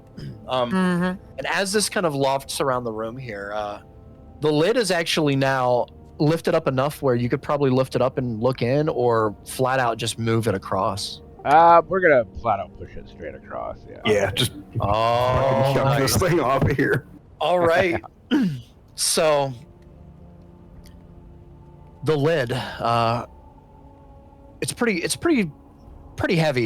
You lift it up far enough to kind of get that lip up over, and you realize, had you spent your time here pushing on the lid, you would have gotten nowhere, because there was a kind of a lip that kind of like hangs down, if you will. Like sealed. It's sealed, yeah. So sealed the stink right in. It did. And as you kind of lift it up, and you see, you kind of have it on the edge now. I would say if you want to push it across, I would like the both of you to roll me a strength check, please, for both of you, or one person with advantage. What's your strength? I'll give disadvantage. Okay. All right, I'll roll advantage. I'll cast that guidance on myself too for this one. So you got it. Yep. Strength, yes. Just flat strength. Here goes nothing. Teamwork make the dream work. Oh wow, what's that? 13. Roll your guidance. Oh yeah, why didn't my guidance go? I don't know. Oh, guidance doesn't go on a strength check. It goes on. Doesn't it? Yeah, only on ability checks. Oh, that sucks. Yeah.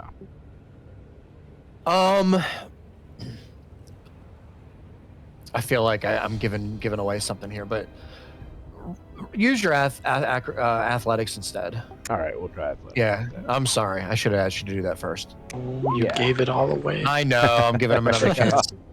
So that's way 18, better. Yeah. Okay. D1, you kind of put your right foot back, your ankle back, and you kind of get a good sturdy foundation here to kind of give it a nice nut.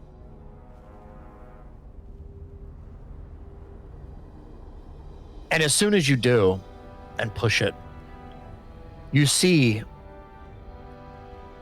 the form that lay in all of its rotted glory in front of you.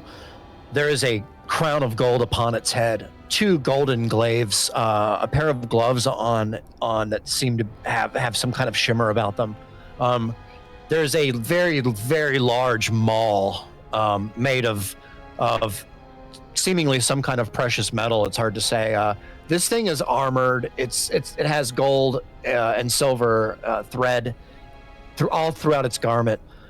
But the one thing that you notice more than anything else, underneath the beard, underneath the rot and the beard that's left, you see a little bit of gold shimmering from its neck, along with a jewel that seems blue, pale in color, with something that seems to be swirling around inside it, in the jewel. At this moment, there's a chill that kind of runs down your spine, and you realize that this person laying before you could very well be Athazar. It's very large in scale, but it definitely appears to be of dwarvish descent. It's just way too big to be a dwarf. So you're very confused by this. Something else that you notice upon closer kind of you kind of get closer with your eyes here, you can look down. There is some kind of damage to the shoulders. It's hard to see from this angle, but there is it seems to be maybe blood, black residue on the clothing, like up above the shoulder. I had to look at Ronan and say, that thing around his neck looks a lot like an amulet to me. Yeah, I think that's what's his fucking nuts sent us here to get. Oh, I think so. Yeah, Mr. Trebre was saying he wants an amulet. What do you say, just grab it, take it. Indiana Jones. Do we have a replacement amulet? What are you doing? I'm sorry. Tie a bag of string to a rope and try to replace it as we take it off. It's fucking great. It's so I good. don't think it's gonna matter how we tinker with it. All right. I think I'm gonna reach in and just try to pull the amulet necklace off over his top of his head. Wow, you're just gonna do it flat out, just like that. I think so, yeah. All right. Is anybody opposed to this idea? Well, I mean, you wouldn't be able to stop it. But we'll just say right before you do it, D1, Brandy and we'll end it right after this. Griff and Brandy, what are you both doing right now at this very moment before we go to D1 doing that? I'm hiding behind this pillar for safety. I'm afraid there's going to be this giant dwarf man with bugs crawling out of him coming out of here. Yeah, I'm just gazing in awe and taking bites out of my peach. Oh, I'm ready for combat. I'm ready for stealth, you know? Perfect. Brandy, you can roll a stealth check if you'd like. Oh, sure. Yeah. And I would say roll it with advantage at this point because you have a lot of time to prepare. Seeing Diz reach, I'm gonna take a couple steps down the stairs. Oh, nice. Oh, I don't worry, I got We gotta take it, so, you know. The path of least resistance. Oh, this is so good. Just gonna be fighting, well, you know, hey. All right, perfect. How far are you gonna let me move? You could probably move like another square if you want. That's good. Yeah, that's probably reasonable because he's going in for it, right? Like he looked. He's like, I'm sick of being in this damn dungeon. It's true. I just seen something I wanted and went, okay, I'll grab that. Fucking pirate just kicked right in. You know what? D1, gain a point of inspiration because you're following your sheet with this. This is perfect. No, seriously, gain. Nice. So, and that's a carryover, obviously, because it's the end of the session. But at that, in this moment, D1, as you reach in to the coffin, I guess, is it a coffin or I guess it would be a coffin. Sarcophagus. The sarcophagus, yeah. Once you reach into the direction of its neck, you see the blue kind of gem inset inside the amulet. Beneath the beard, I might say, the hair, the beard, you see it get real bright for a moment as you get close to it. And that's where we're going to end it for this week. Nice. Right on. Hell yeah. Very nice, you guys. Very nice. So next week, unless anybody cannot make it, I totally didn't do that this week, did I? I forgot to do that this week. We're totally good this next week if everybody else is. Yeah. I'm great. Okay, perfect. Yeah. Perfect. So in that case, we will see everybody next Thursday for hopefully the exciting conclusion of the Trials of Athazar. We'll see. Woohoo! Oh, And then I get to murder Trebre. Maybe. That's right. All right, Nice, guys. guys. Yeah. We Yeah. will stop recording.